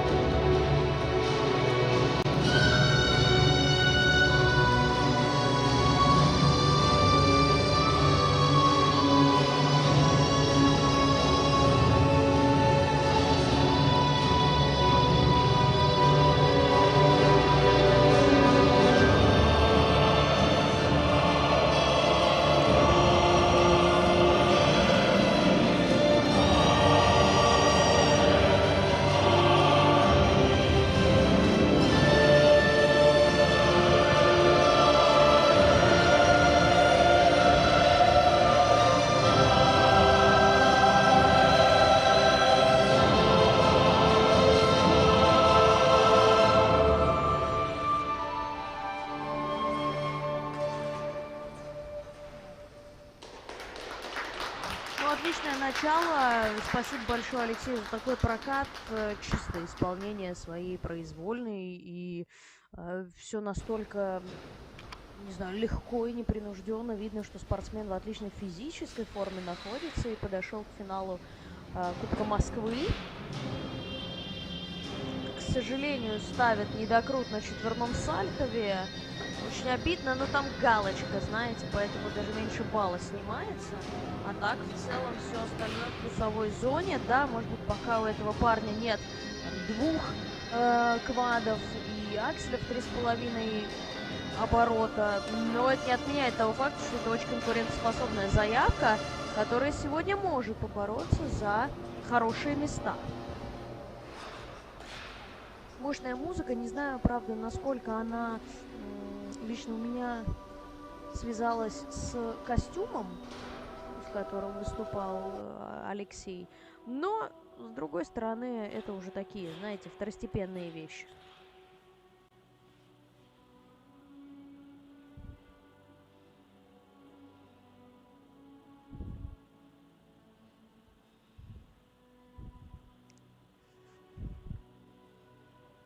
Не думаю, что какие-то элементы вызовут вопросы сегодня у Алексея. Произвольная программа набирает 129,31 балла, а сумма двух программ 195,31 балла. 195 с небольшим, и таким образом Алексей занимает промежуточную вторую Произвольной строчку. программы на лед приглашается Савелий Жариков, Московская академия фигурного катания на коньках. Ну а мы движемся дальше на льду Савелий Жариков, который представит нам, я надеюсь, страстное танго, ученик Кирилла Несунова.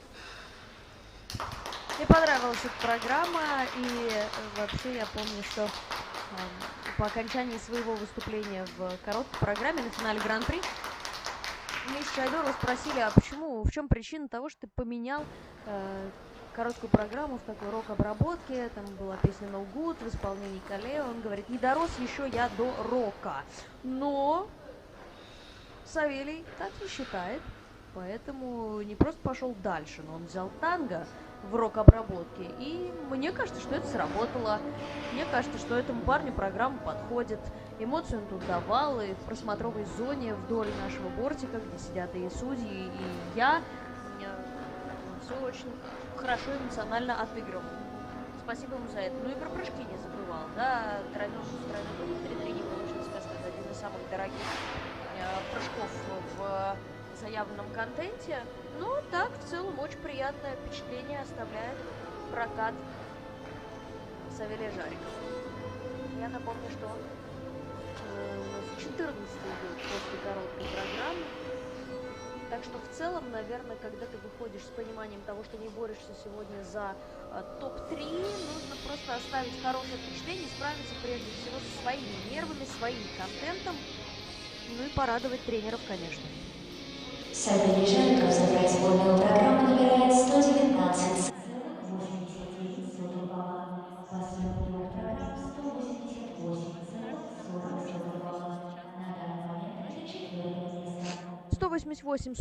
Это четвертый результат Для исполнения произвольной программы на текущий момент. Ну а сейчас Илья Малянов, у которого серьезнейшая заявка, четверной сальхов, четверной тулуп, тройной аксель, тройной тулуп. Давайте пожелаем парню удачи.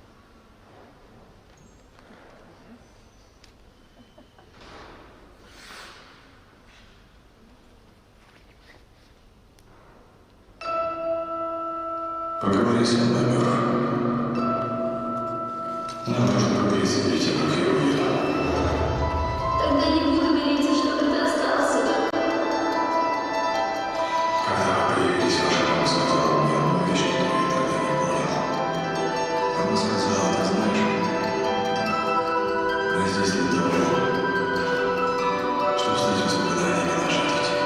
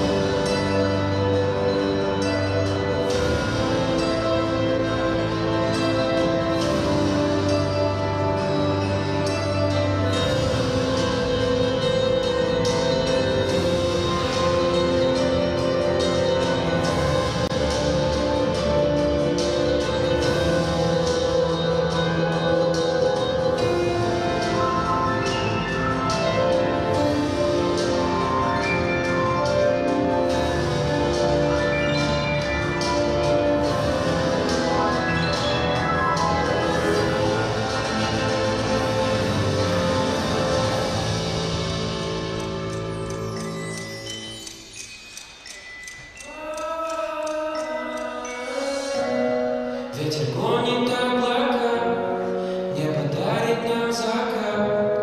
Это вечер волшебства. Видишь, падает звезда между нами, как искра.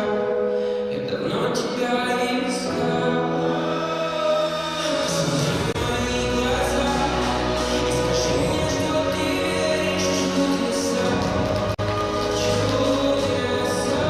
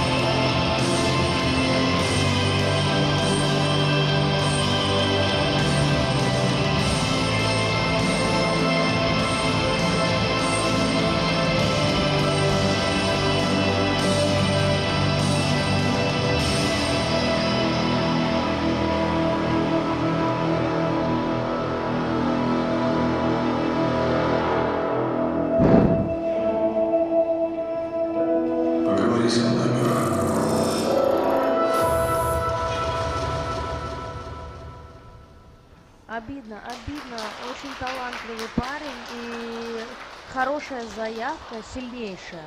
Самая сильная на текущий момент из всех, кто здесь есть. Но вот, как это нередко бывает, сложный по умолчанию контент не гарантия того, что ты окажешься на первом месте, потому что начало рассыпаться все остальное. И, к сожалению, мы увидели слишком большое количество бабочек. Это еще хуже, чем падение. Еще хуже. Тройной аксель, тройной тулуп должен был быть, к сожалению, лишь одинарный. Затем вместо тройного Ридбергера, вот сейчас нам как раз показывают повтор, что вообще несерьезно получился одинарный. И вместо тройного луца, к сожалению, тоже. Начал-то неплохо. Четверной сальто, да, пусть и с ошибкой, там было небольшое касание, но в целом-то он его сделал. А дальше очень неприятное падение с четверного тулупа, и пошло-поехало. Жаль. Очень жаль. Потому что, еще раз повторюсь, вот как раз этого парня мы видим, мне кажется, чуть чаще, чем остальных. Ну, разве что с ним может, не знаю, Коля Колесников в этом посоревноваться. А так, обидно. Обидно.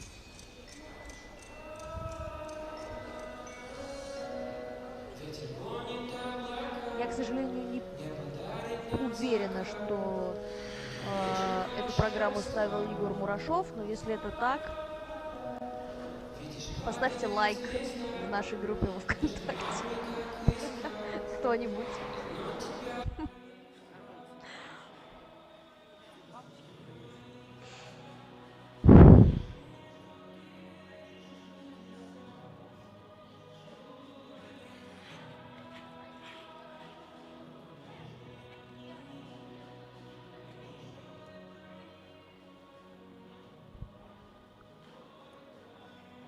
Европейская произвольная программа набирает 114,3 балла. Посудный программ 183,0 балла. На данный момент седьмое место. 183,1, и, к Для сожалению, это исполнения лишь произвольной седьмая строчка на программы текущий приглашается момент. Клементий Толчинский. Ну а мы движемся дальше ЦСКА. на льду Клементий Толчинский, представляющий ЦСКА.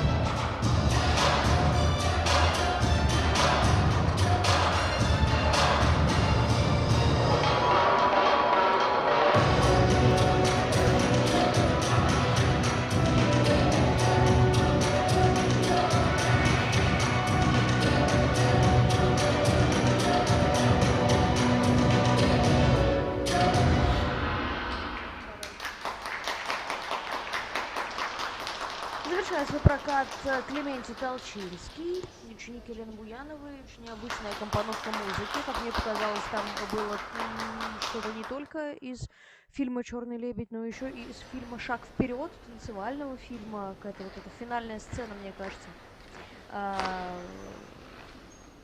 из фильма, собственно. Музыкальная тема взята оттуда. Что до прыжков? Мне кажется, что есть одна особенность, которая не позволяла сегодня Клементию чисто исполнять большинство своих элементов. Очень близко к бортику раскладывает, а точнее уводит свои прыжки. Из-за этого ему просто не хватает места для того, чтобы чисто их приземлить. Обратите внимание, как близко вот этот каскад к бортику был исполнен. И только стоило чуть отъехать, вот, пожалуйста, флип, аксель, аксель, сразу все получилось идеальным образом. То же самое касается акселя в 3,5 оборота. Он дважды заходил в одно и то же место для того, чтобы его сделать. Дважды ошибка получилась идентичной. Падение с плечами раскрученными в левую сторону. Просто вывел из прыжка, который невозможно контролировать, тем более, когда ты так близко раскладываешь и прижимаешь этот прыжок к борту. Жаль. Очень интересно, конечно, когда парни берут «Лебединое озеро» в качестве музыкального сопровождения, и мне кажется, что это эксперимент скорее со знаком плюс, нежели минус. Ну, а мы ждем оценок.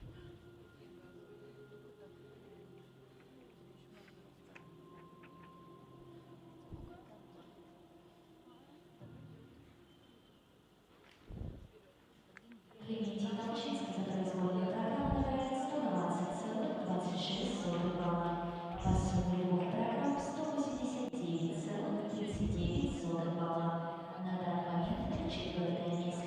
189,39 это Для 4-я исполнения строчка на произвольной текущий программы момент, а у нас приглашается впереди Николай еще Колесников. 2 Московская участника в академия этой разминке, фигурного и катания. первым выйдет Николай Колесников, ученик Светланы Соколовской, который катается под песню, опять же, Димаша Кудайбергена «СОС».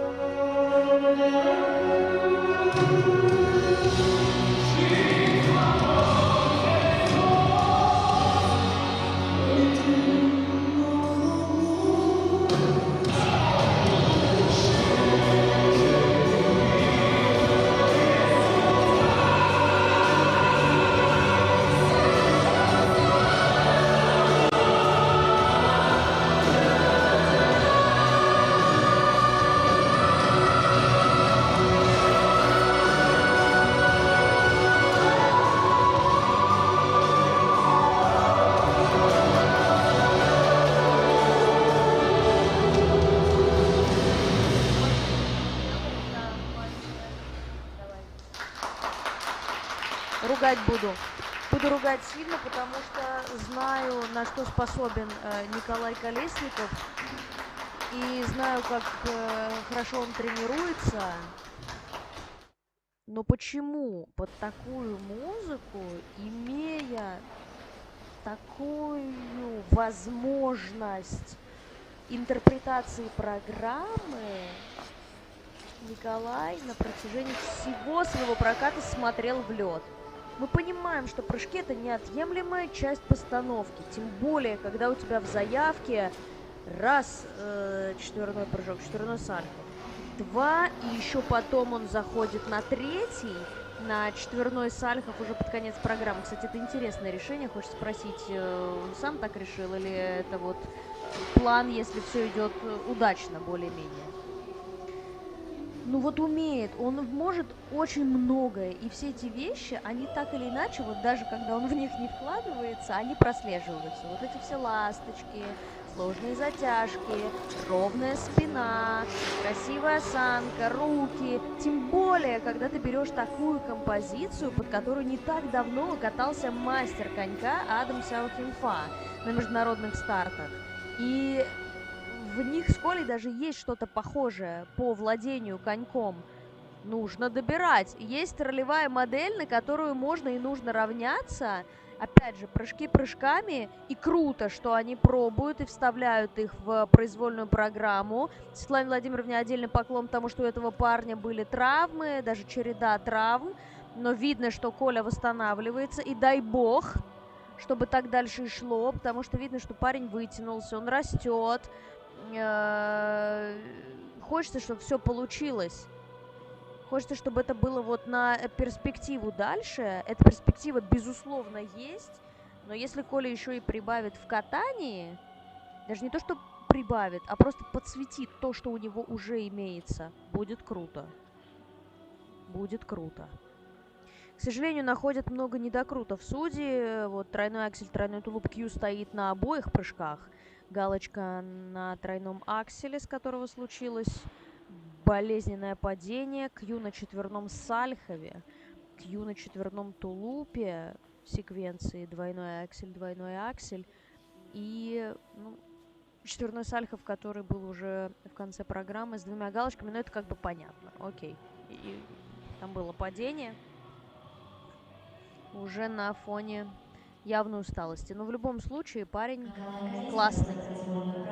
Коля, успехов!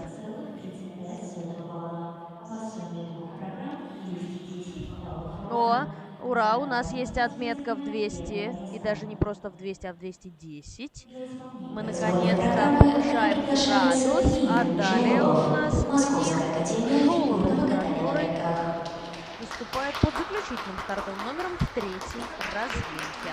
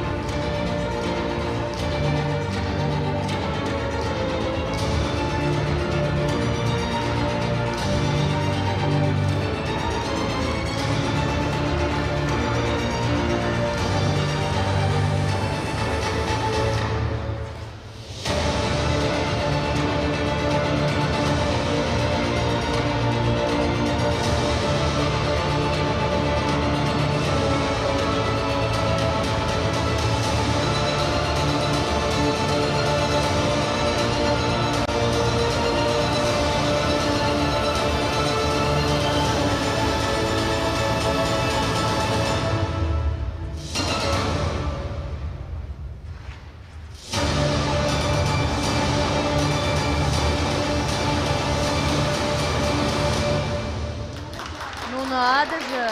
Ну надо же! Даниил, это было здорово. Под занавес нашей разминки это было очень здорово. Есть какой-то вайб. Евгения Семененко, мне кажется, во всем этом. В плане Разрешена разминка постановки, в плане заключительной группы техники участников. исполнения прыжков. Но в любом случае это все сработало. Четверной флип был, тулуп был. Да, четверной сальхов тоже. Пусть и небольшие надбавки он получает. Мне кажется, все-таки дело в не самом уверенном приземлении из этих элементов России. Немножко так на зубец переходил все время. Но в любом случае это сложные ВАДы, которые мы увидели сегодня. И это здорово.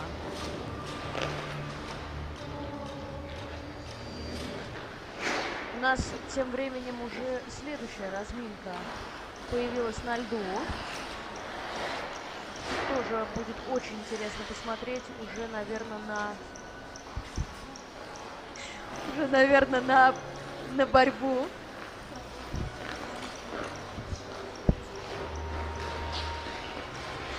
Вижу Артема Федорченко сейчас прямо вот там вот стоит.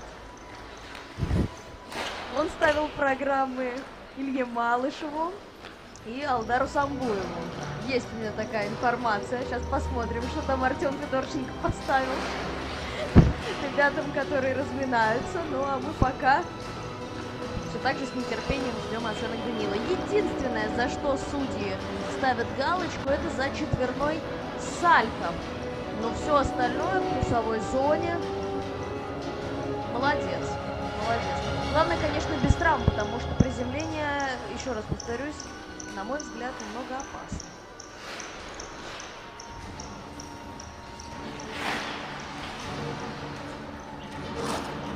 Сколько же учеников привезла сегодня сюда Виктория Буцаева? Просто вау.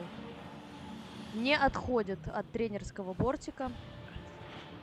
Только успевает, чтобы проводить взглядом до киссинг-края своих спортсменов и убежать и выводить на старт следующих.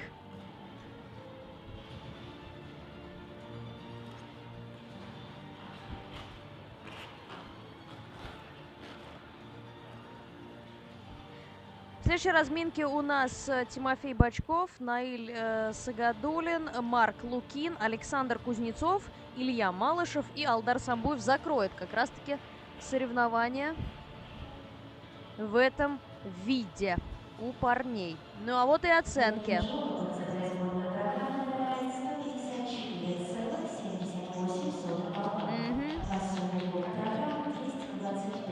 Вау, класс. 225,7. Поздравляем Даниила и с приличными оценками. На разминке находится Тимофей Бочков, Московская академия фигурного катания на коньках. Наиль Сагадулин, ЦСКА. Марк Лукин, Московская академия фигурного катания на коньках. Александр Кузнецов, Академия фигурного катания Ангела Плющенко. Илья Малышев, ЦСКА. Алдар Самбуев, ЦСКА.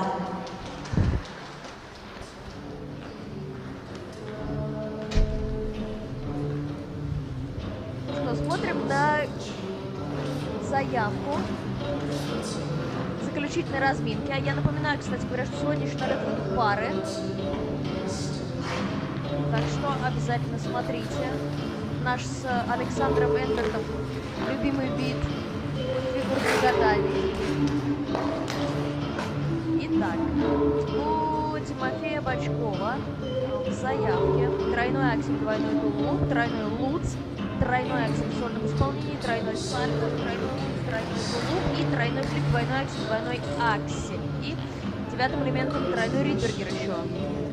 Марка Лукина, очередного ученика Виктории Буцаевой в заявке аж 3 квада. Четверной сальто, четверной тулуп, тройной тулуп и четверной тулуп. У Александра Кузнецова, который тренируется под руководством Юлии Литвицкой. Тройной аксель Ойлер, двойной сальто, тройной аксель. И уже во второй половине программы каскады. Луц, тулуп, прошу прощения, луц, двойной аксель и тройной слив, двойной тулуп.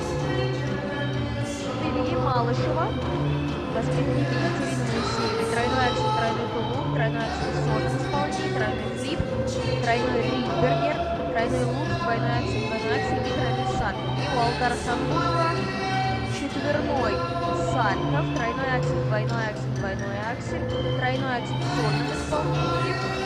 И во второй половине тройной сальто, тройной флип, тройной тулуп, тройной луп. Что интересно, Алдар в качестве музыкального сопровождения выбрал исполнителя Шамана, его песню «Кукушка». Вот так.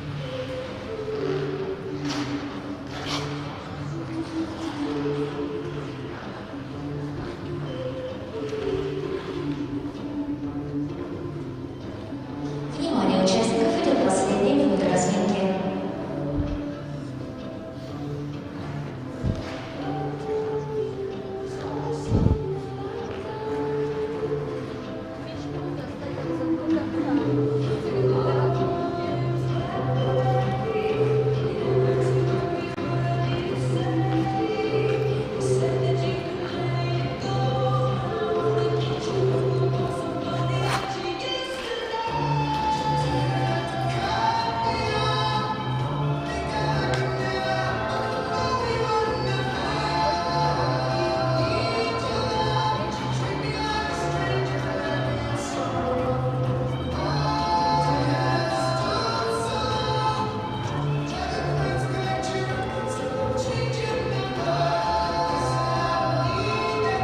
Друзья, я напоминаю, что у нас заключительная разминка Кубка Москвы, финал.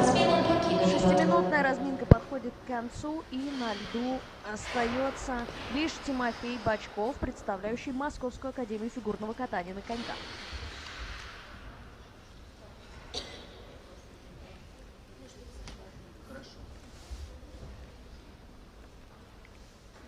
Для исполнения произвольной программы на лед приглашается Тимофей Бочков, Московская академия фигурного катания на коньках.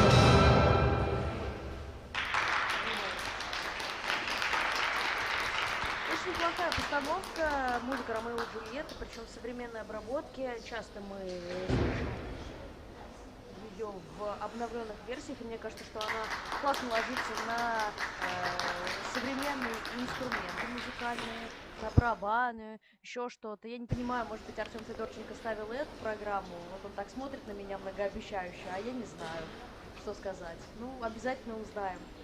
Выясним это чуть позже. Я ему сказала, приди, расскажи, поделись. Он не приходит. Ну, ничего страшного, ладно.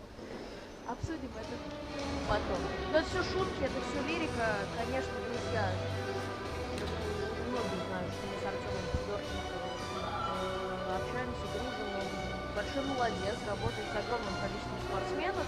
Как в этом сезоне, так и не только. И за рубежом, и Флоран Амоди его к работе привлекает. Так что, когда можно обратить внимание на кого-то, я обязательно это делаю. Тимофей Для вас Бочков за посмотрите. произвольную программу набирает 143,13 балла. По сумме двух программ 215,2 балла. На данный момент спортсмен занимает второе место. 215 с небольшим у Тимофея Бочкова. Это второй результат. Ну да, действительно, предыдущий фигурист был все-таки более убедителен и сложен по контенту.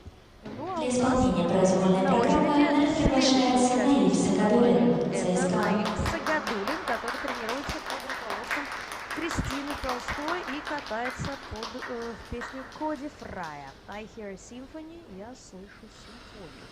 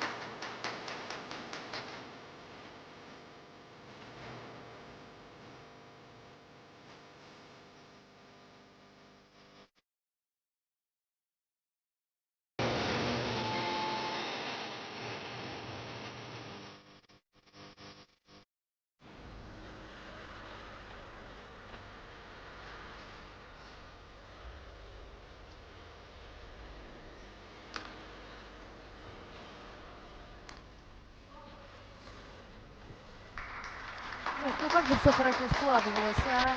У Наиля Сагадулина. И вот это падение уже в самом конце с тройного флипа, такое ненужное, но как будто такое очевидное, прям рухнул без капли сил уже, но большой молодец, прям здорово нес свою программу, хорошо чувствует музыку, казалось бы, да, вот эта песня Тоди Фрая, вообще, конечно, одна из самых популярных его композиций, это песня Golden Hour, но под нее уже кто только не катался. Молодцы, что взяли что-то другое, не менее популярное, ну, чуть менее популярное, скорее, хотя вот сейчас играет минусовка именно Golden Hour композиция, но ее было не так уж и много, что хорошо и приятно. Я думаю, что Наиль получит хорошие оценки. Все было исполнено чистенько, каскады уведены в вторую половину программы для того, чтобы получить надбавки. И в целом я вот так, смотря в непосредственной близости на происходящее на льду, не увидела недокрученных прыжков, поэтому я думаю, что судьи будут щедры. И вообще такой парень-отличник. Очень хорошее у него и вращение на 4-й уровень, все. И вот так каждая ручка дотянута. Видно, что программа отработана. Наиль получает 135,45 за произвольную. И Производной в программы сумме медаль приглашается Марк 208,12. Лукин, Ну а Московская сейчас на академия очереди фигурного катания на Марк коньках. Лукин, еще один спортсмен Виктории Буцаевой. У Марка в заявке четверной сальхов, четверной тулуп, тройной тулуп и четверной тулуп в сольном исполнении. 3 квада, заявка серьезная, плюс еще аксель в 3,5 оборота во второй части программы.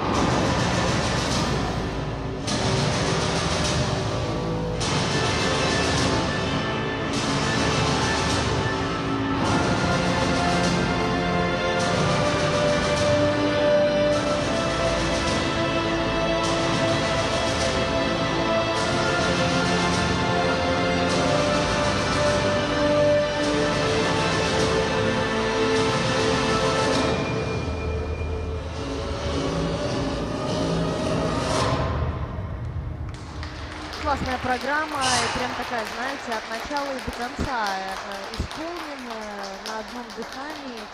Видно, что устал спортсмен, неудивительно, энергозатратная постановка и в целом контент, который тоже был с ног на голову перевернут. Я даже иногда сомневалась, что смотрю в тот профайл, в который надо, но да, это все был Марк Евгеньевич Лукин. Спасибо Марку Евгеньевичу за такой прокат. Он был, правда, достойным. Обиднейшая, досаднейшая ошибка на тройном луце. Зачем? Зачем там было делать луц в 2 оборота и терять драгоценные баллы, учитывая то, что все так здорово складывалось на протяжении всего проката, не только по его началу. Ну, кстати, что примечательно, у него как раз-таки вот этот луц, который не получился, стоял в каскаде с тройным акселем. Это мы такое уже видели и любим.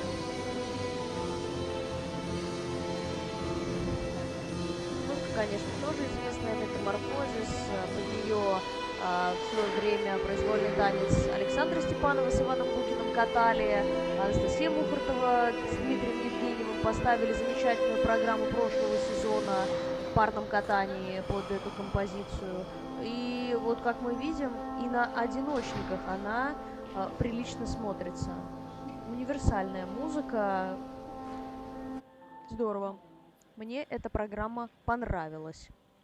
Марк Лукин за произвольную программу набирает 167,62 балла. По сумме двух программ 233,70 балла.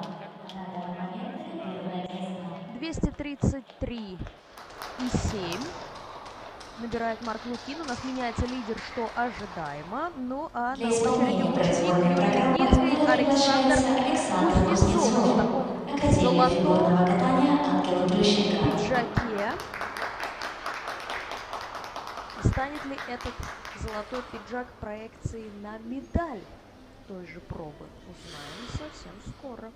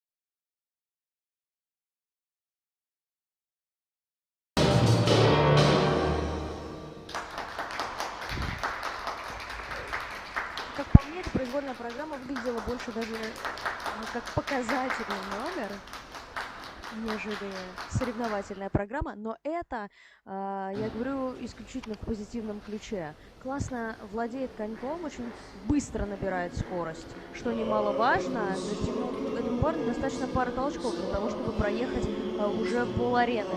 Но, к сожалению, несмотря на всю красоту, ну не то, что даже красоту, а всю замысловатость этой постановки, с какими-то фишечками, приколами, слайдингами. Да, это все работало, но, увы, когда нет прыжков, это начинает рассыпаться. И вот если бы он справился со всем своим контентом и еще и прибавил той харизмы, которую он без того показывает, судя по всему, по умолчанию умеет, просто потому что ему это дано, ему нравится музыка, он ее слышит, он ее чувствует, был бы эффект вау. Вот это прям программа, знаете, такая Алиса Лью, только в мужском обличии. Всем понятная музыка, золотой костюм, классные фишки, улыбка, эмоции и не самый сложный контент. И это могло бы сделать свое дело. Александр Кузнецов за произвольную К программу. сожалению, всего лишь 117,54, и это лишь 195,32.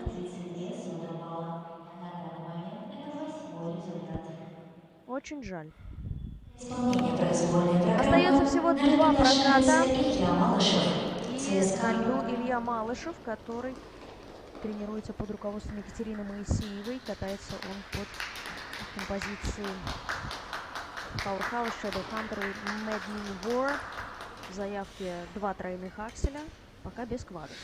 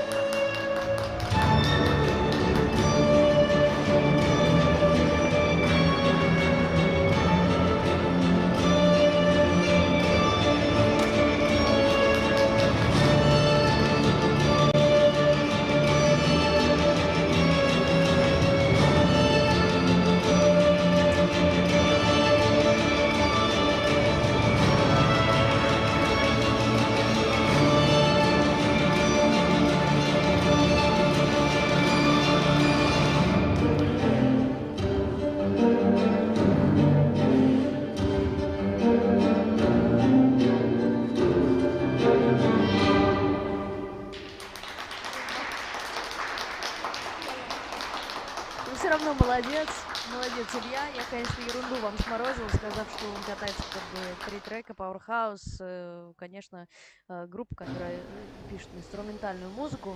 Простите, просто немножко заговариваюсь. Мы тут уже с моим напарником, невидимым вам, сидим 5-й час. Но нам нравится, скажи, нам нравится. Нам нравится говорить. Нам все нравится. И нам понравилось, как катался Илья Малышев, если бы не вот это падение, которое, мне кажется, случилось исключительно вот на фоне того, что уже все отпустила, прыжки сделал, самая сложная часть прошла, все отпрыгано. В целом и программа смотрелась, кстати, очень неплохо и наполнена. И рядом с ним сидит Артем Федорченко, я говорила, что он ее ставил. И вдруг вот эта оплошность, когда у тебя просто конек из-за недостаточного нажатия и переноса веса на нее слетает и даже вылетает из-под тебя, и, к сожалению, случается очень неприятное падение. Илья Малышев за производную программу набирает 154,69 балла. По сумме двух программ 233,29 балла. На данный момент это второе 50 место. сотых. Он уступает Для Марку исполнения Лукину производной от программы обращения. приглашается Алдар Самбуев, ЦСКА. Ну и заключительный стартовый номер у Алдара Самбуева. Его брата Тагара мы сегодня уже видели. Давайте пожелаем успехов этому парню.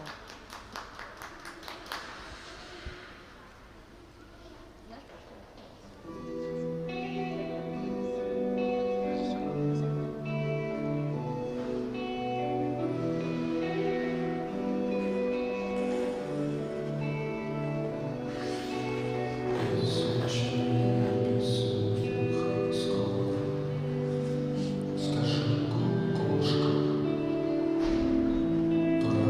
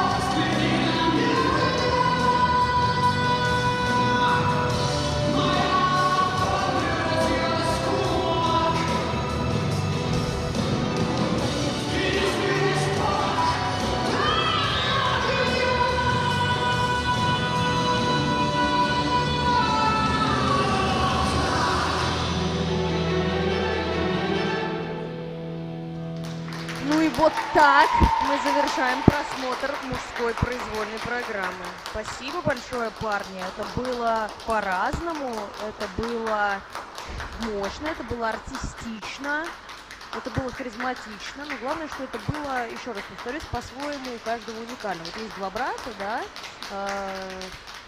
Самбуевых, очень разные. Прям я вижу, насколько у них разная по стилистике и по вообще восприятию катания, степень музыкальности. Но это круто. Не без ошибок. Вот сейчас нам показали как раз падение с четверного Сальхова. Ну, какие классные были акселя, конечно, еще и с руками наверх. Так здорово он прям подтягивается туда в воздухе. Очень плотная группировка. Здесь пришлось побороться, и даже если обратили внимание, и группировка стала не такой плотной, руки начали опускаться. Но в момент, когда ему нужно подтянуть себя, он это делал. Объявляется технический перерыв для подготовки льда. Пока у нас объявляется технический перерыв перед парным катанием, я хочу дождаться оценок и выяснить, кто же у нас сегодня победитель парней. Конечно, Марк Лукин серьезную планку поднял. Илья Малышев, мне кажется, своей золотой медали, к сожалению, собственноручно лишился из-за вот этой абсолютно непонятной ошибки на вращении. Обидно, обидно, но это случайность. Это точно случайность. Не расстраиваться ни в коем случае. Всякое бывает. Мы с вами не такое видели. Ну и что там с оценками? Все вместе сидят.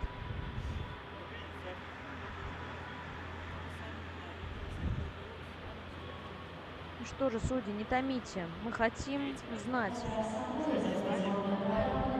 Ух ты! 146,58. 227 баллов ровно. Но молодец, что остается в тройке. А Марк Лукин и Илья Малышев у нас призеры. Посмотрите, какие маленькие разрывы. Спасибо большое всем за просмотр. На очереди парное катание через каких-то 15 минут. Не уходите.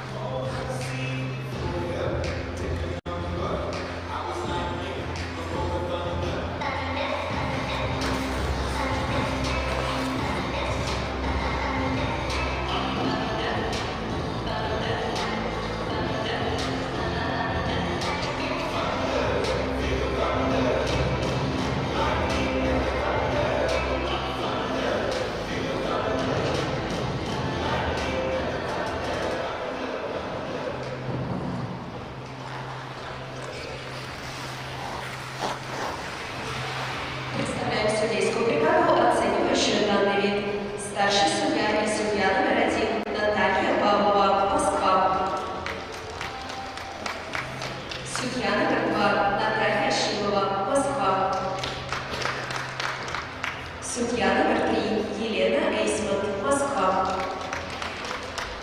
Судья номер 4 Антон Соловьев, Москва. Судья номер 5 Анастасия Крыгородова, Москва. Техническая бригада.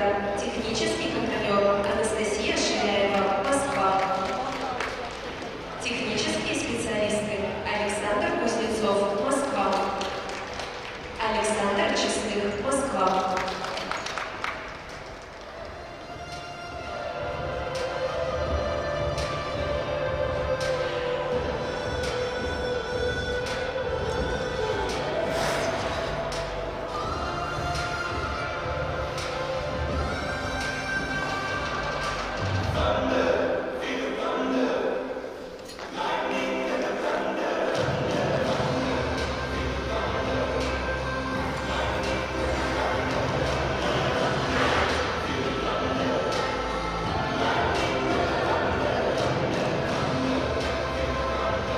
Друзья, ну что, мы возвращаемся в эфир. Парное катание, первый спортивный разряд на очереди, короткая программа.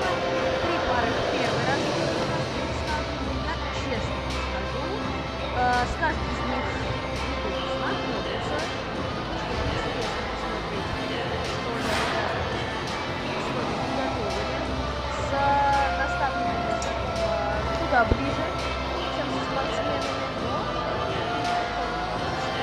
нам с вами интересно. Амалия Ткалич, Алексей Егоров тренируется у Сергея Рослякова, Ольга Подгороднева и Расколова, и Ксения Михайлова, и Тимур Исамуддинов.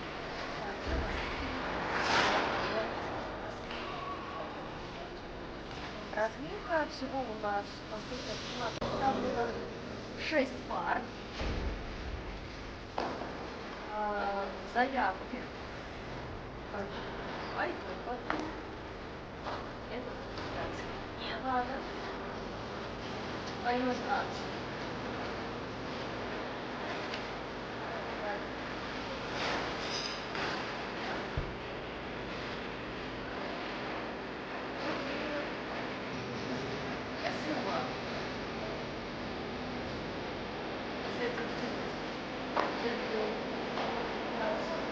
Ваня ждал. Арина Ванцилова и Матвей Ванда. Заявка евро с четверной. Это уже в разряде КМС. Можно?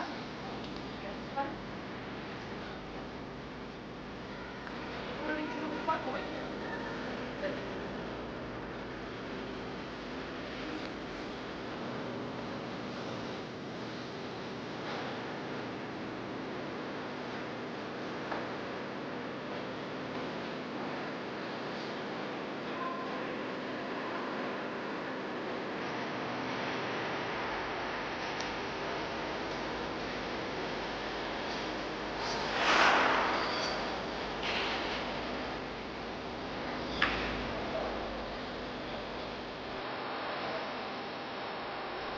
Внимание, до конца разминки осталась 1 минута. Интересно, конечно, подход соревнователей. Находится на месте, можно прям сразу посмотреть и на разминку тех, кто на льду, и на награждение тех, кто уже свои программы представил. Ходим, когда там награждают. Ну, а своим по-прежнему Лина Федорова. Пишите свои комментарии в чате, пишите, как вообще слышно, видно. Нам все это важно, потому что дней соревновательных еще будет много, хочется их по максимуму использовать.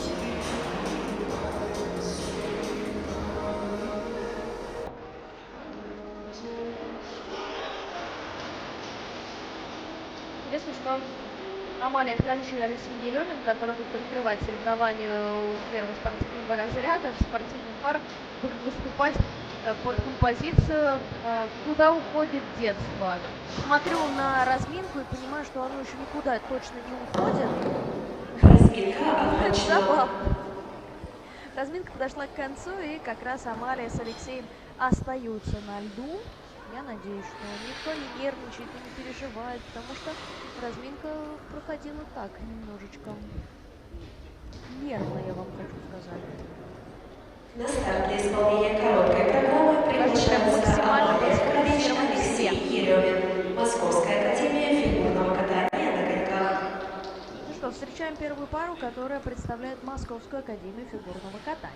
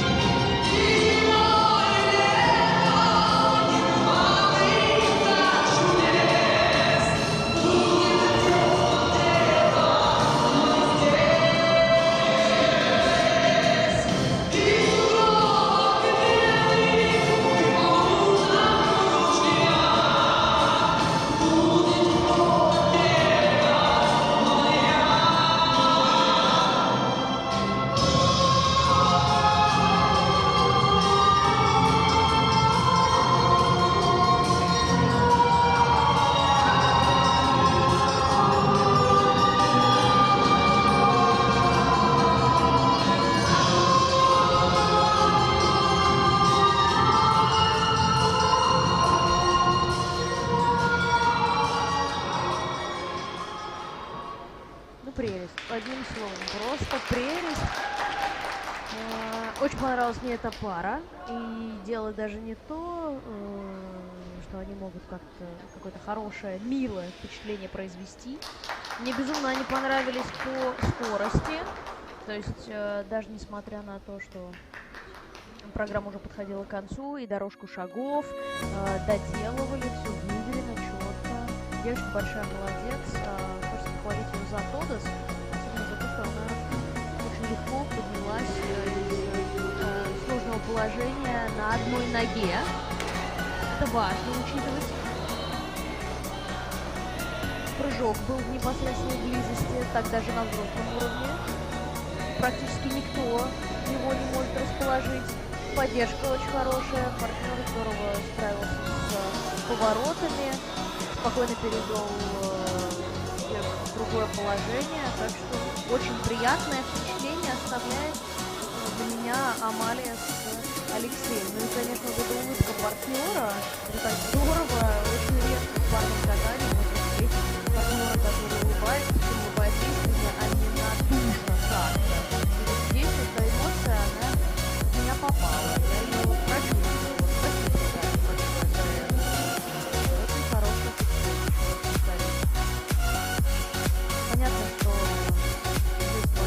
еще некоторые проблемы на этапе изучения элементов, но это нормально. Совсем юные ребята. 39,11. А мы движемся дальше. Даниил Киричев, Московская академия фигурного катания на коньках. Ольга Подгороднева и Даниил Гиричев прямо сейчас появляются на льду.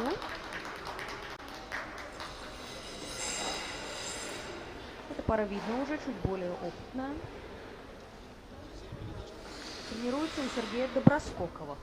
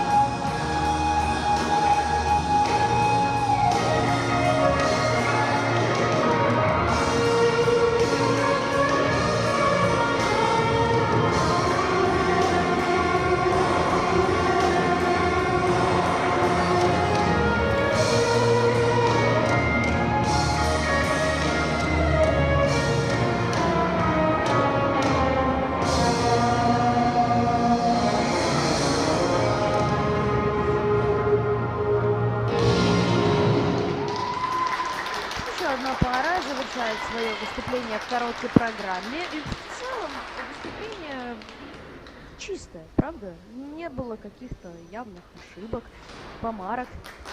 Но, кстати говоря, судьи ставят минус 30 сотых за параллельное вращение. Вот что замечательно. Плюс оно входит на третий уровень. Вот что сразу бросается в глаза. Еще бы вниз ребята не смотрели в лед на протяжении всего проката. Причем как партнер, так и партнерша. И было бы вообще замечательно. Звонил Акселя, да, он был чуть подальше, чем предыдущие пары друг от друга, но зато с параллельным именно в положении рук выездом. Я люблю, когда добавляют это прибавляет какого-то лоска в паре в данном случае. Ну и вот то самое вращение. Немножко разошлись, заходит, сместилась траектория. Так сказать, у кого из партнеров, ну, в любом случае, разошлись.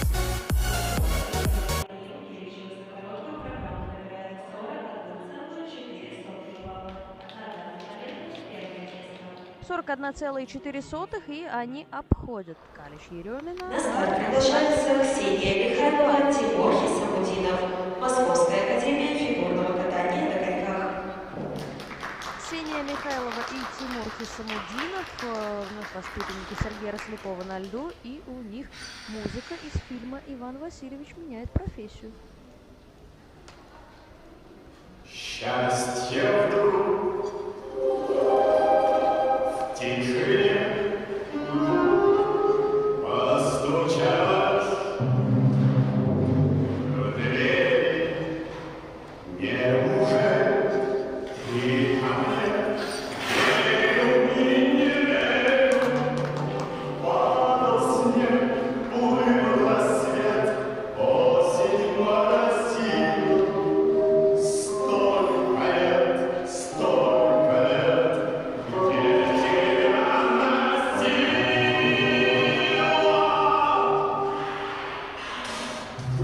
Как в сказке скрипнул водопад, всё мне ясно стало теперь. Столько лет я спорил с любовью ради этой встречи с тобой. Вёз где-то плыл.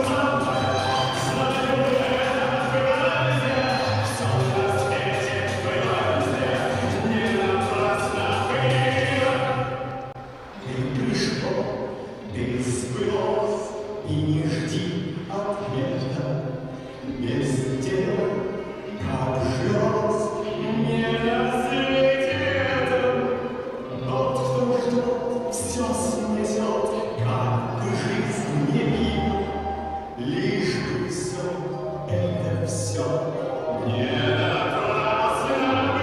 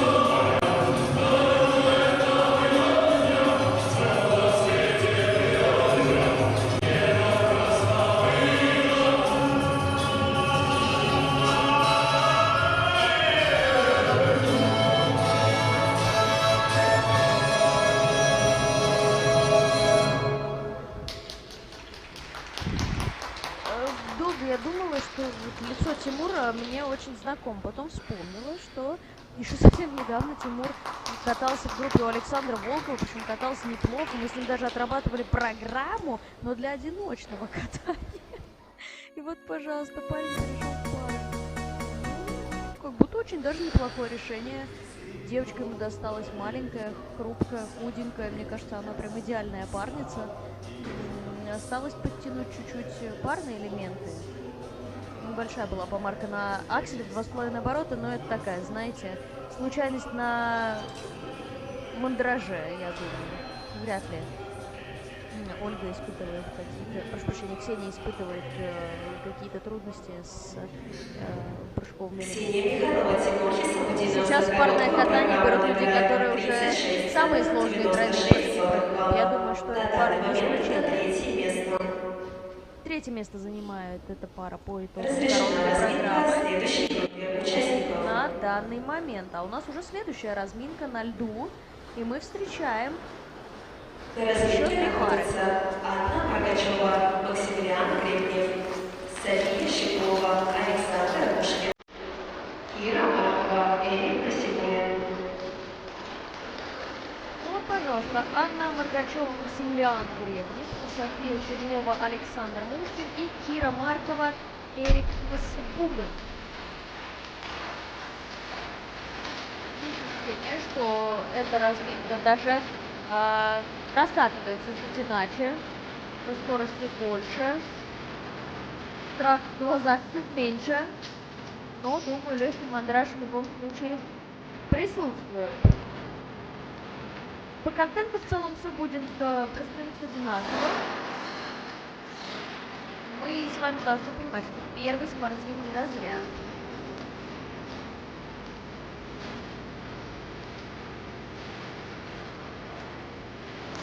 проявляются ученики исключительно Сергея Карева и Арины Юрина.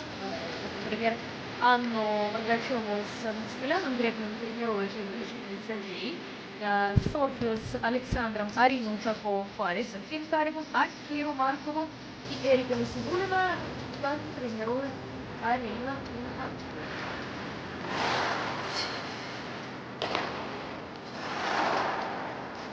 Так, падать, пожалуйста, с подругой точно не надо. Это травмоопасно.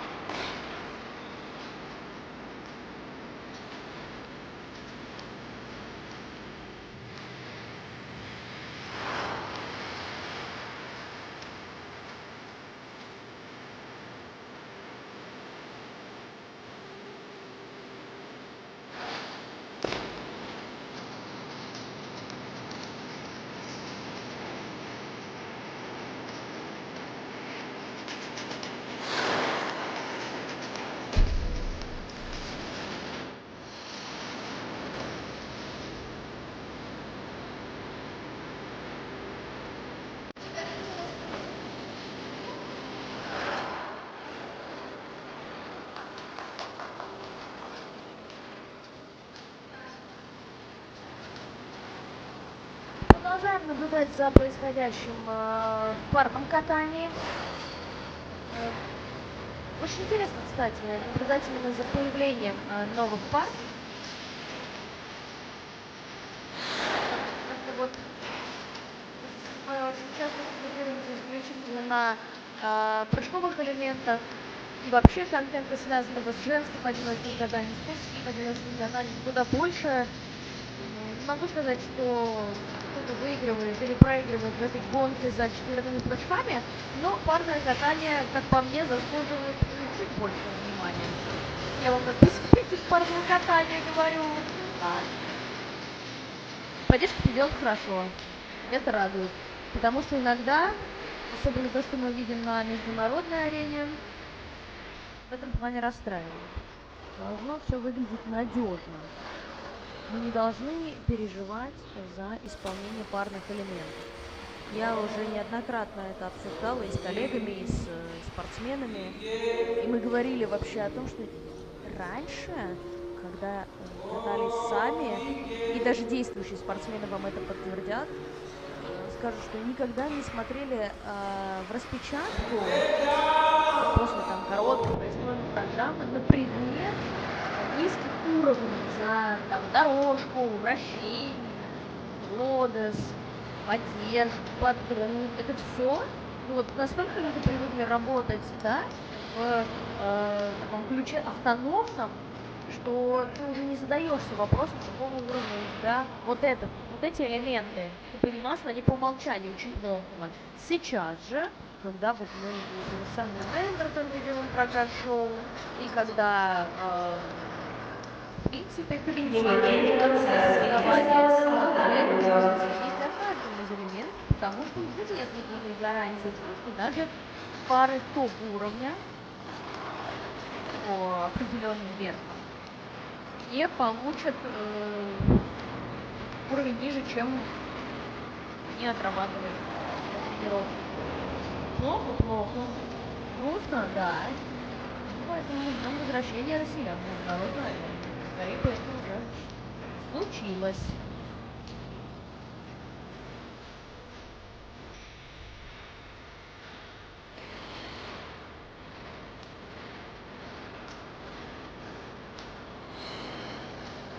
Кстати говоря, друзья, пользуясь случаем, подписывайтесь, пожалуйста, на мой телеграм-канал.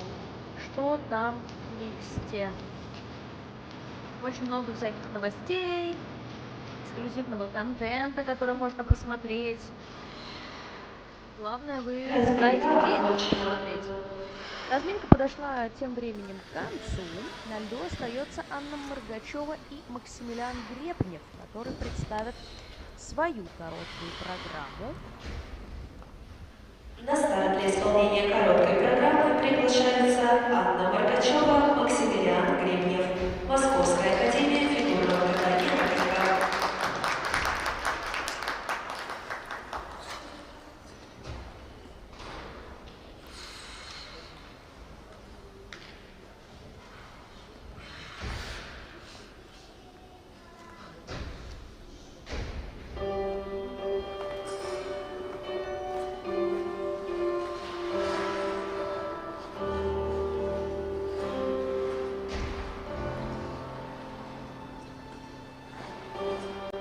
I reflect on my reflection, and I ask myself the question, what's the right direction? Yo, I don't know. Am I a man, or am I a Muppet? If I'm a Muppet, then I'm a very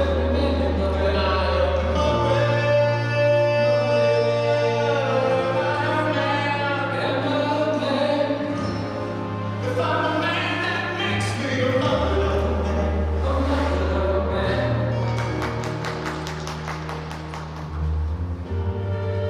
I look into these eyes, and I don't recognize the one I see inside. It's time for me to decide. Am I a man, or am I a puppet? Am I a puppet? If I'm a puppet, oh, I'm a very million Muppet. Am I a puppet, or am I a man? If I'm a man, that makes me a Muppet of a man.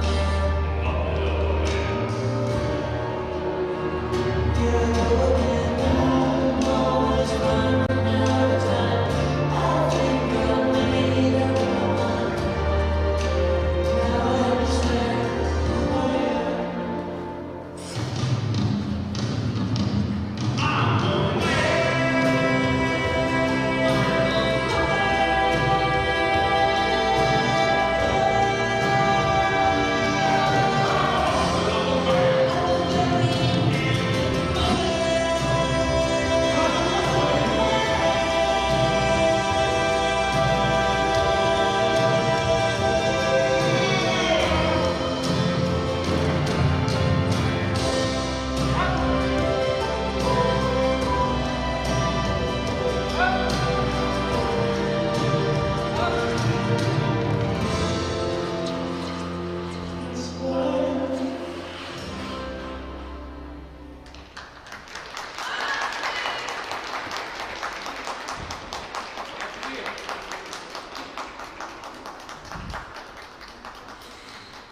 Очень плохое выступление продемонстрировали нам Анна с Максимилианом.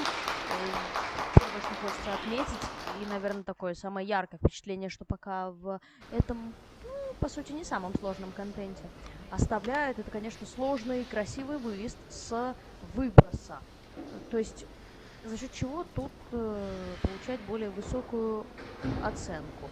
Вот за счет вот этого проезда, казалось бы, да, просто взмах рукой и чуть более длинный выезд. Но это уже сказывается на плюсах, которые ставят судьи. Двойной аксель сделано. Чуть-чуть меня испугал подкрут, который не получился на 6-минутной разминке. Мне кажется, что Максимилиан очень сильно перешел на зубцы в момент уже выхода партнерши наверх. Но он молодец, что справился, ни в коем случае не падать. потому что девочке оттуда лететь с 2-метровой высоты вниз на лед не очень приятно. А так, да, очень неплохое катание. Вот сейчас нам, правда, показывают параллельное вращение, из которого Максимилиану пришлось чуть раньше выйти, потому что его начало очень сильно, скажем так, шатать в заключительном положении складки.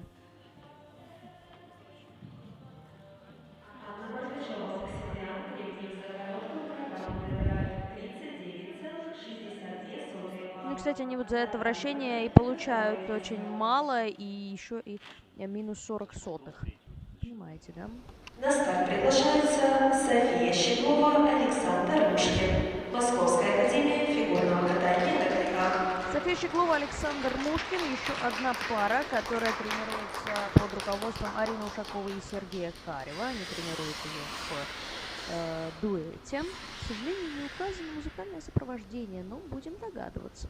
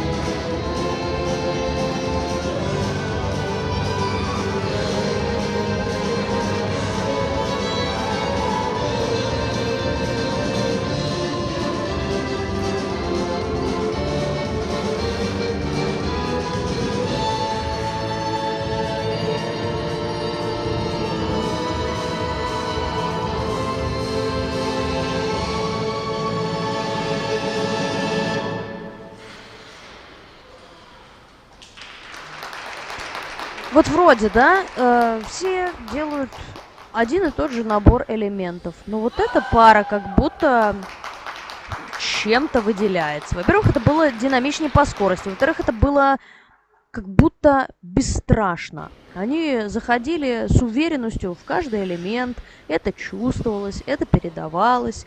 Музыка Цирк дю Солей очень им идет. Мне кажется, что она такая играющая, живая, очень озорная, под стать еще совсем юным ребятам.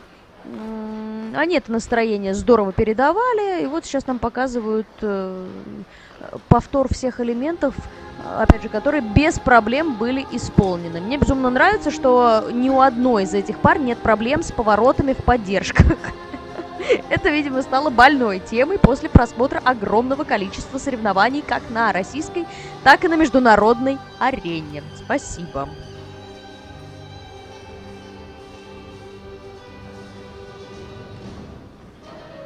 Все, звук наладили, у нас все нормально, спасибо, что написали.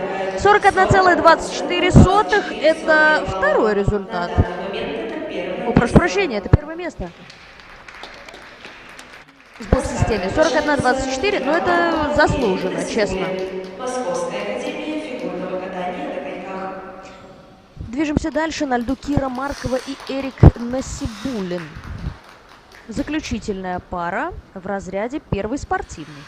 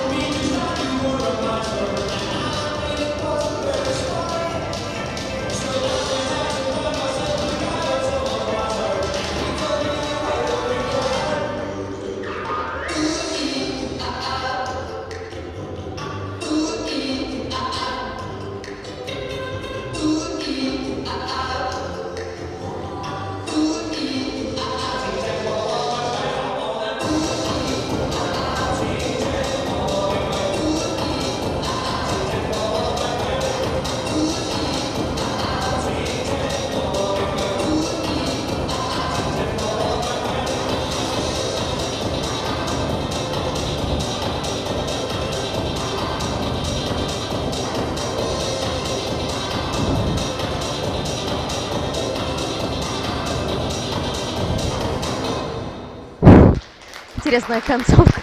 Такая незамысловатая. Вот только я сказала, да, про хорошие повороты. И вот, к сожалению, именно поддержка Киру с Эриком и подвела. Мне показалось, что прям так тяжеловато поднял, и потом ведущая нога так немножечко сзади осталась, позади точнее, самого партнера. Вот им даже и сейчас не понимают, судьи, какую оценку поставить. Сначала отминусовали, сейчас по нулям. За Тодос, кстати, 20 сотых сняли, второго уровня. Ну и, честно говоря, по всем остальным элементам прыжочек хорошо, выброс очень крепко. И вот та самая поддержка, обратите внимание на правую ногу, как она прям в стопор ушла, не получилось даже ото льда ее спокойно оторвать. Ну ничего, как бы сложно давать какую-то объективную оценку, конечную пока этим элементам, потому что у каждой пары они находятся на стадии изучения.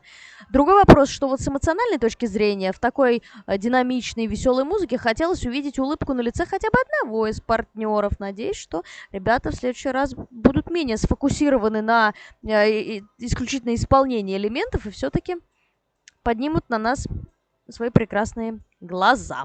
Ну а мы ждем оценок.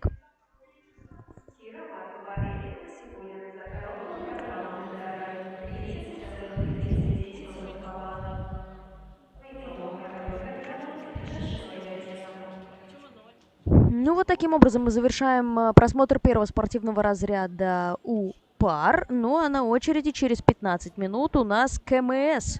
Спортивные пары. Никуда не уходите.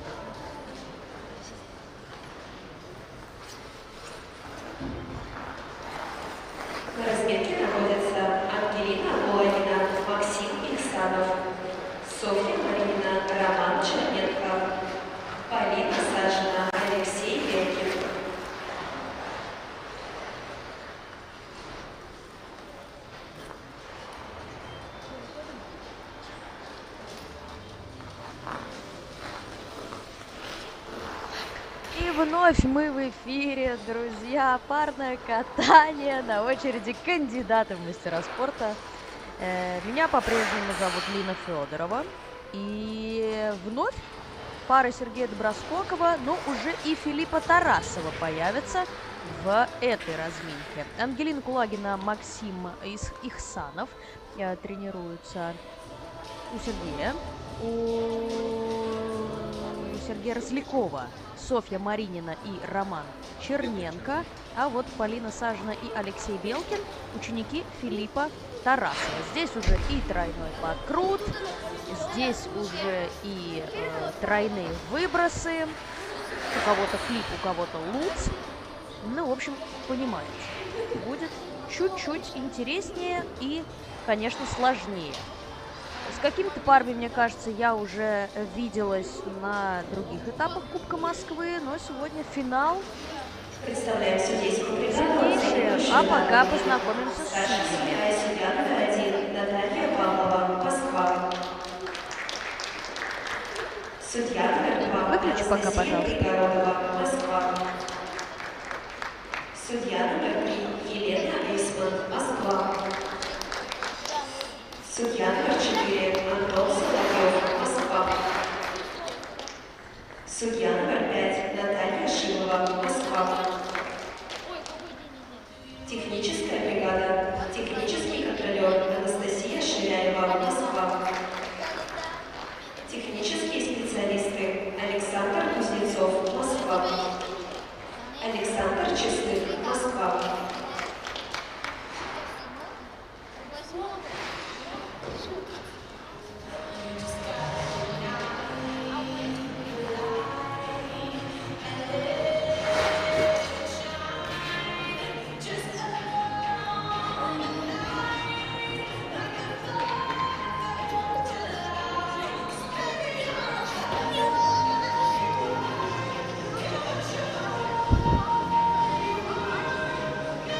Комментирование в непосредственной близости удобно тем, что можно понять всю картину происходящего.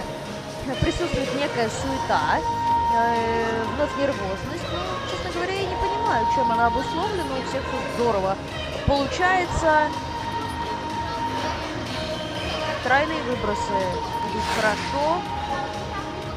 Конечно, высота другая, и что меня очень привлекает, и каждый раз я это отмечаю, когда комментирую соревнования взрослых пар, это ловля, конечно, с подкрута, и когда мальчик может, придерживая партнершу, поставить аккуратно на лед, это так сильно лично меня подкупает, я бы всегда ставила очень хорошие надбавки, если бы была арбитром. Но, к счастью, я не он, и просто могу комментировать и произносить это вслух. Пишите в чат, как вам вообще уровень соревнований. Не только в парном катании, разумеется, но и в мужском одиночном. Много было интересных постановок. Парное катание не исключение.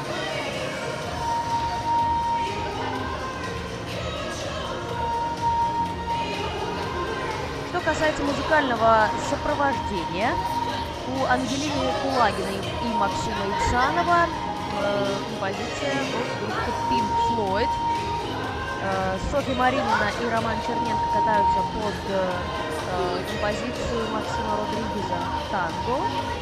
Ну и Полина Сажина и Алексей Белкин были немногословны и просто написали название, я так понимаю, песни «In the End», что в переводе на русский означает «в конце». Мне очень жаль, что эти списки появились поздно. Я бы так вам что-нибудь интересное про музыку рассказала. Ну, имеем, что имеем. В любом случае, пожалуйста, смотрите, потому что это те пары, которые, во-первых, уже сейчас показывают очень достойный результат. Во-вторых, скоро будут соревноваться с теми, за кем вы будете сидеть чуть больше, чем за остальных. Минута остается до окончания разминки. Всего 6 пар, 2 группы участников. И еще раз повторюсь, для тех, кто не слышал, будет здесь выступать пара Парсегова-Богданов, у которых в заявке выброс четверной луц. Поговорили чуть с Филиппом Тарасовым во время перерыва, во время заливки. Он говорит, ну да, нам четверного подкрута мало, мы хотим четверные выбросы. Я говорю, а мы как хотим, только без травм, умоляю. Передаем Александре Байковой большой привет. Дмитрию Козловскому тоже. И желаем им того же. Ни в коем случае никаких травм. Чемпионат России уже совсем скоро. Кстати говоря, будем следить за чемпионатом России и делать студии. И обсуждать все. Ну вот вы пишете, связь нормальная, но в студии ок, качество звукозаписи микрофона лучше. Друзья, я сижу рядом со льдом. Это важно понимать, а не в комментаторской. Поэтому и связь немножко другая. Это нормально. На старт для исполнения короткой программы приглашаются Ангелина Кулагина, Максим Иксанов, Московская академия фигурного катания на коньках. Ангелина Кулагина и Максим Ихсанов начинают свою короткую программу в соревнованиях спортивных пар.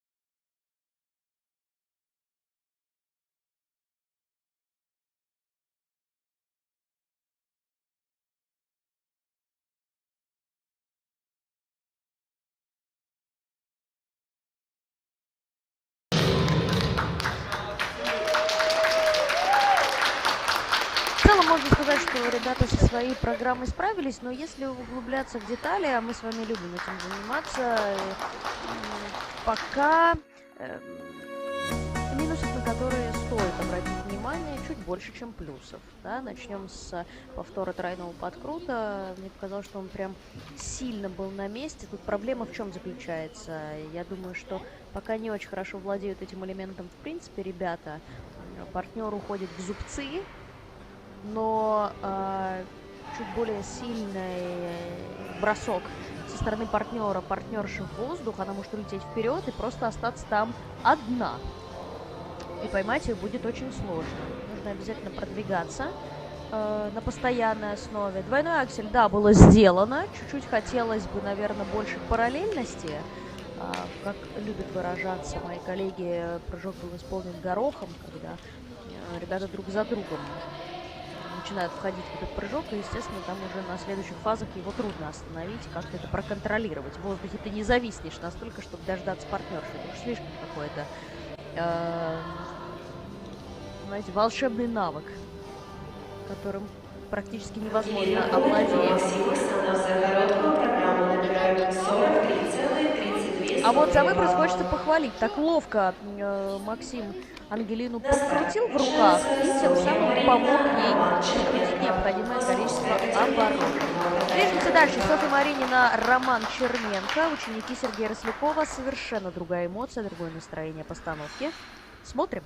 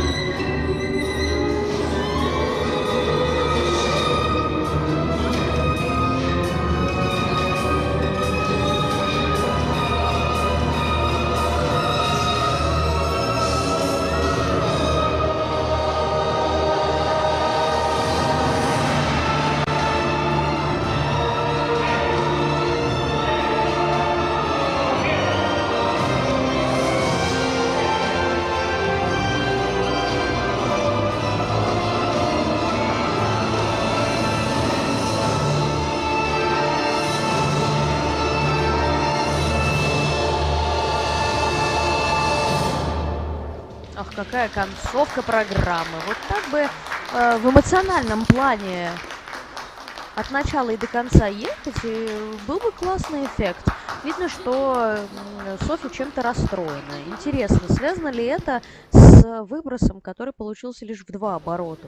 Ну, вообще в заявке тройной. Но неужели она настолько хорошо ориентируется в пространстве, что может на такой высоте раскрываться тогда, когда ей удобно, а не когда надо? Интересно. И, кстати говоря, к сожалению, им ставят недокрут на двойном акселе. Даже интересно, у кого его нашли. Честно говоря, он был расположен в другом конце катка от той позиции, где нахожусь я, и я даже не обратила на это внимания. Очень большая редкость. Такие недокруты, тем более в сольном исполнении. Обычно такое могут найти, но найти только на эти комбинации с тройными прыжками и так далее.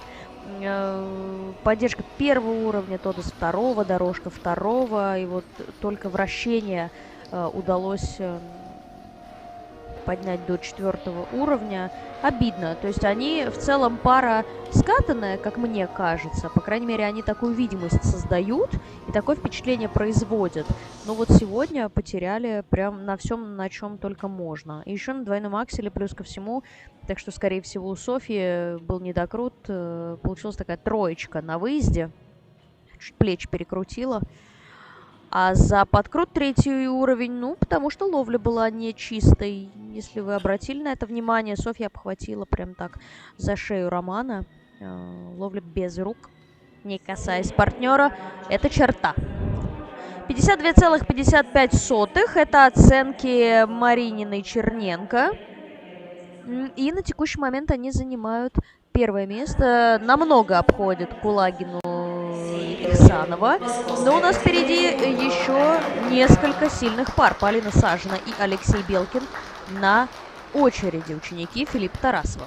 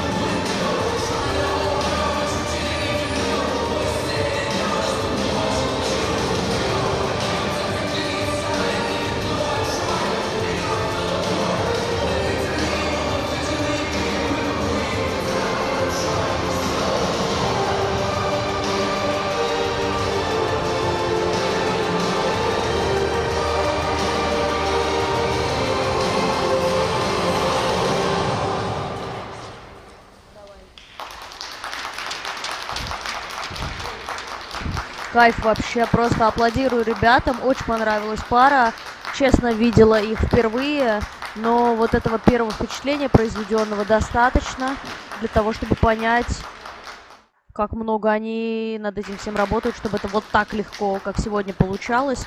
Очень много моментов, которые я для себя отметила, и, конечно, главный, который я еще никогда в парном катании не видела, в параллельном прыжке они настолько близко друг к другу едут, что партнер после этого прыжка без труда ловит партнершу, смотрите, за конек. То есть между ними расстояние вытянутой ноги. Это круто.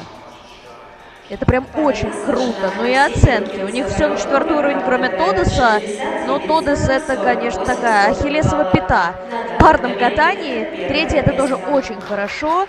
И вот эта ловля спад круто, о которой я во время 6-минутной разминки говорила, вот она здесь очень хорошо смотрелась. Он ее как пушинку поймал, но девочка и правда ничего не На весит. разметке И находится аккуратно поставил, просто вообще беззвучно. Мне кажется, если бы музыка не играла, мы бы даже не услышали, как он ее ставит на лед.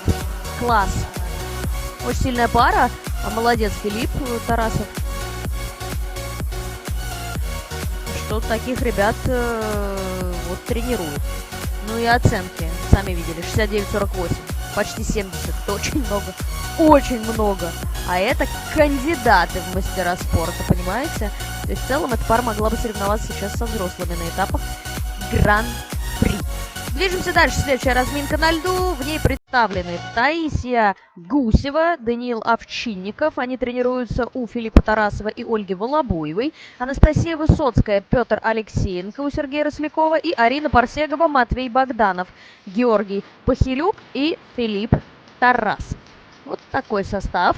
Но, опять же, да, вот такая заявка была у предыдущей пары, а в этой группе она как бы еще сильнее. Мы понимаем, что именно вот эти ребята лидируют у нас по ходу сезона. Но так ли это, узнаем совсем скоро. Что до контента. У Гусева и Овчинникова тройной подкрут понятно, двойной аксель, выброс тройной луц, поддержка Ласса 5-й группы. Ну окей. Анастасия Высоцкая, Петр Алексеенко, тройной подкрут, тройной выброс флип, двойной аксель, Ласса, да. И Арина Парсегова, Матвей Богданов, вот как раз таки, да, тройной подкрут, четверной выброс, луц, двойной аксель, ну и далее по списку.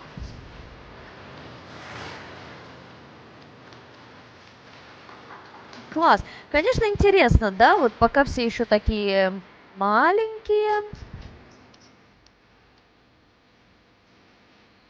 мобильные, можно делать все что угодно, да? А вот как там будет дальше? Ну, хочется верить, что дальше больше. Будет обидно терять такие пары, но я думаю, что при грамотном подходе с точки зрения, наверное, тренерской работы в плане физики все будет нормально.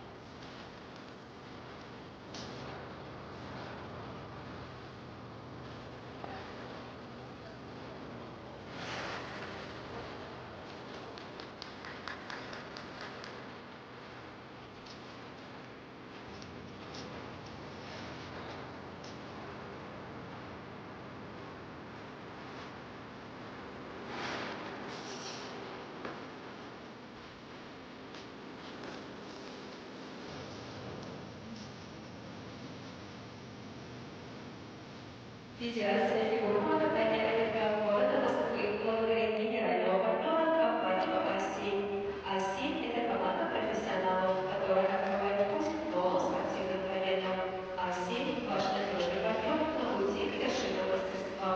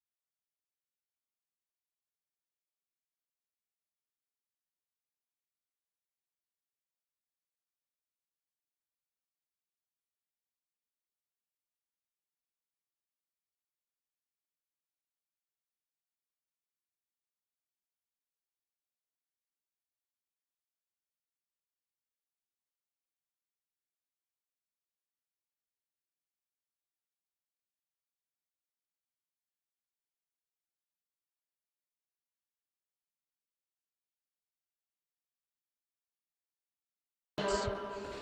Разминка окончена. На льду остается Таисия Гусева и Даниил Овчинников. Судя по принтам на костюмах, нас ждет что-то японско-китайское. Очень, кстати, красивое сочетание цветов нежно-розового, белого и фиолетового. Встречаем ребят.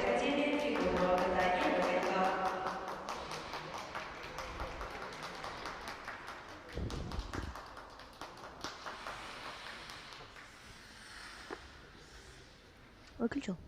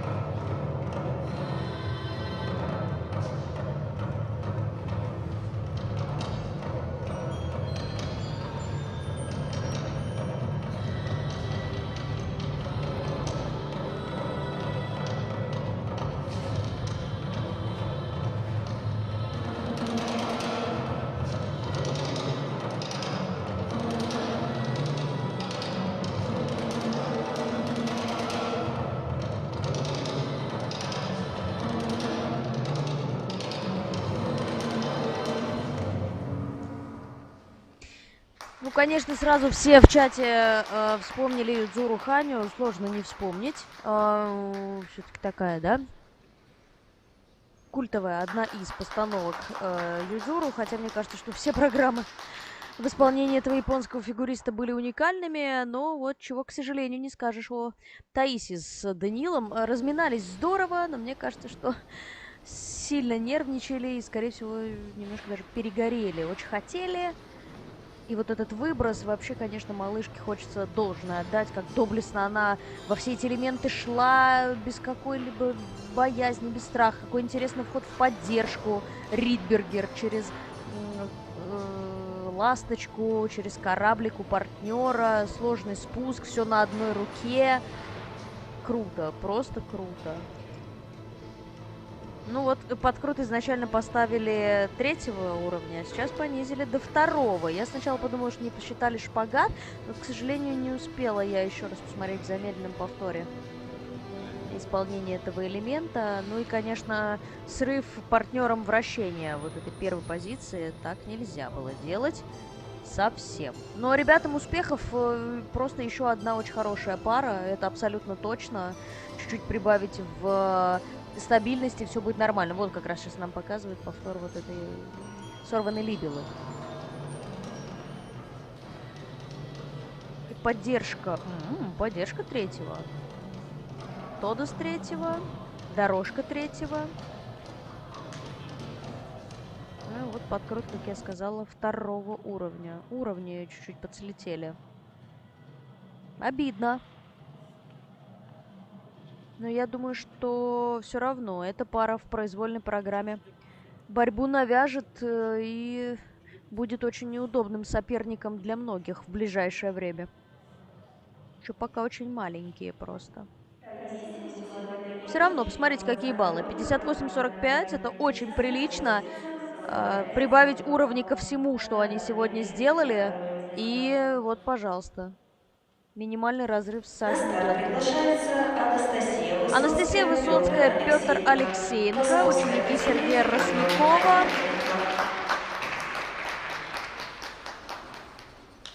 Тройной выброс флип у этих ребят. Ну и все остальное по умолчанию.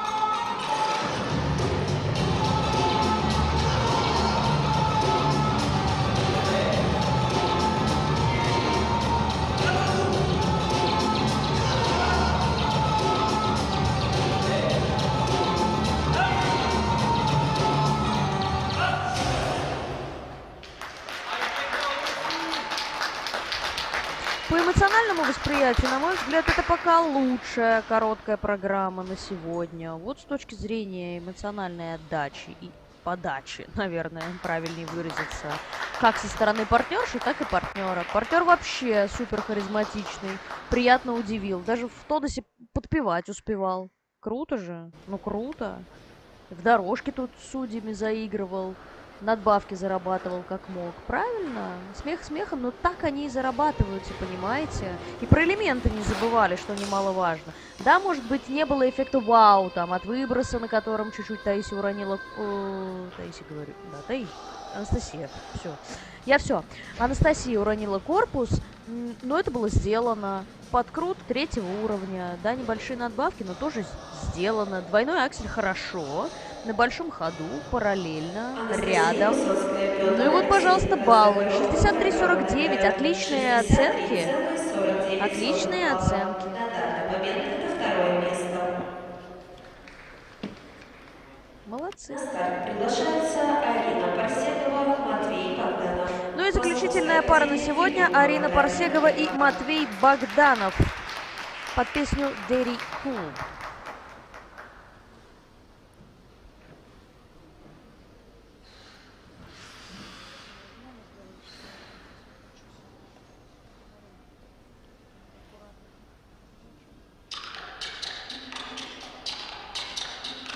She's crazy like a fool.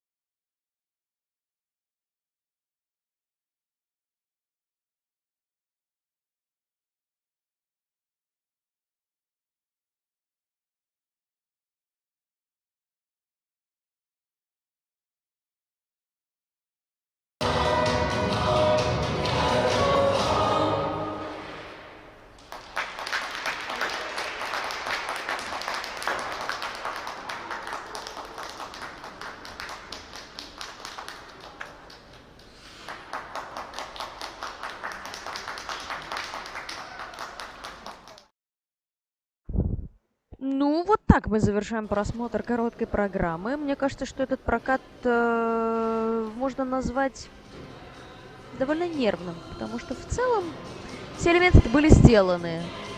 Четверного выброса мы не увидели, но судя по тому, как был исполнен тройной, он и не планировался. Подкрут, к сожалению, 2-го уровня. Поддержка 4-го, дорожка 4-го, молодцы. Тодес 2-го и параллельное вращение 4-го. Есть над чем работать, как, в принципе, и каждый из этих пар. Но я честно скажу, что на меня сегодня, наверное, вот самое большое впечатление произвела пара Полина Сажина, Алексей Белкин и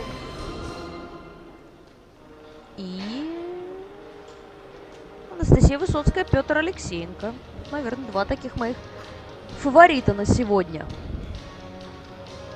Но все остальные тоже большие молодцы. Ребята, это круто, то, что вы делаете. Парное катание развивается какими-то семимильными шагами. Просто дай бог, чтобы это осталось на взрослом уровне, а не осталось здесь. Потому что мир этого еще не видел. А нам этого бы очень хотелось. Богданов за короткую программу набирает 64,55 баллов. 64-55. Второе место. И вот, пожалуйста, они занимают второе место. Сажена Белкин, Парсегова Богданов и Высоцкая Алексеенко. Вот таким получился промежуточный топ-3. Спасибо большое, друзья, что смотрели. Любите фигурное катание и смотрите его вместе с нами. Меня зовут Лина Федорова. Всем пока.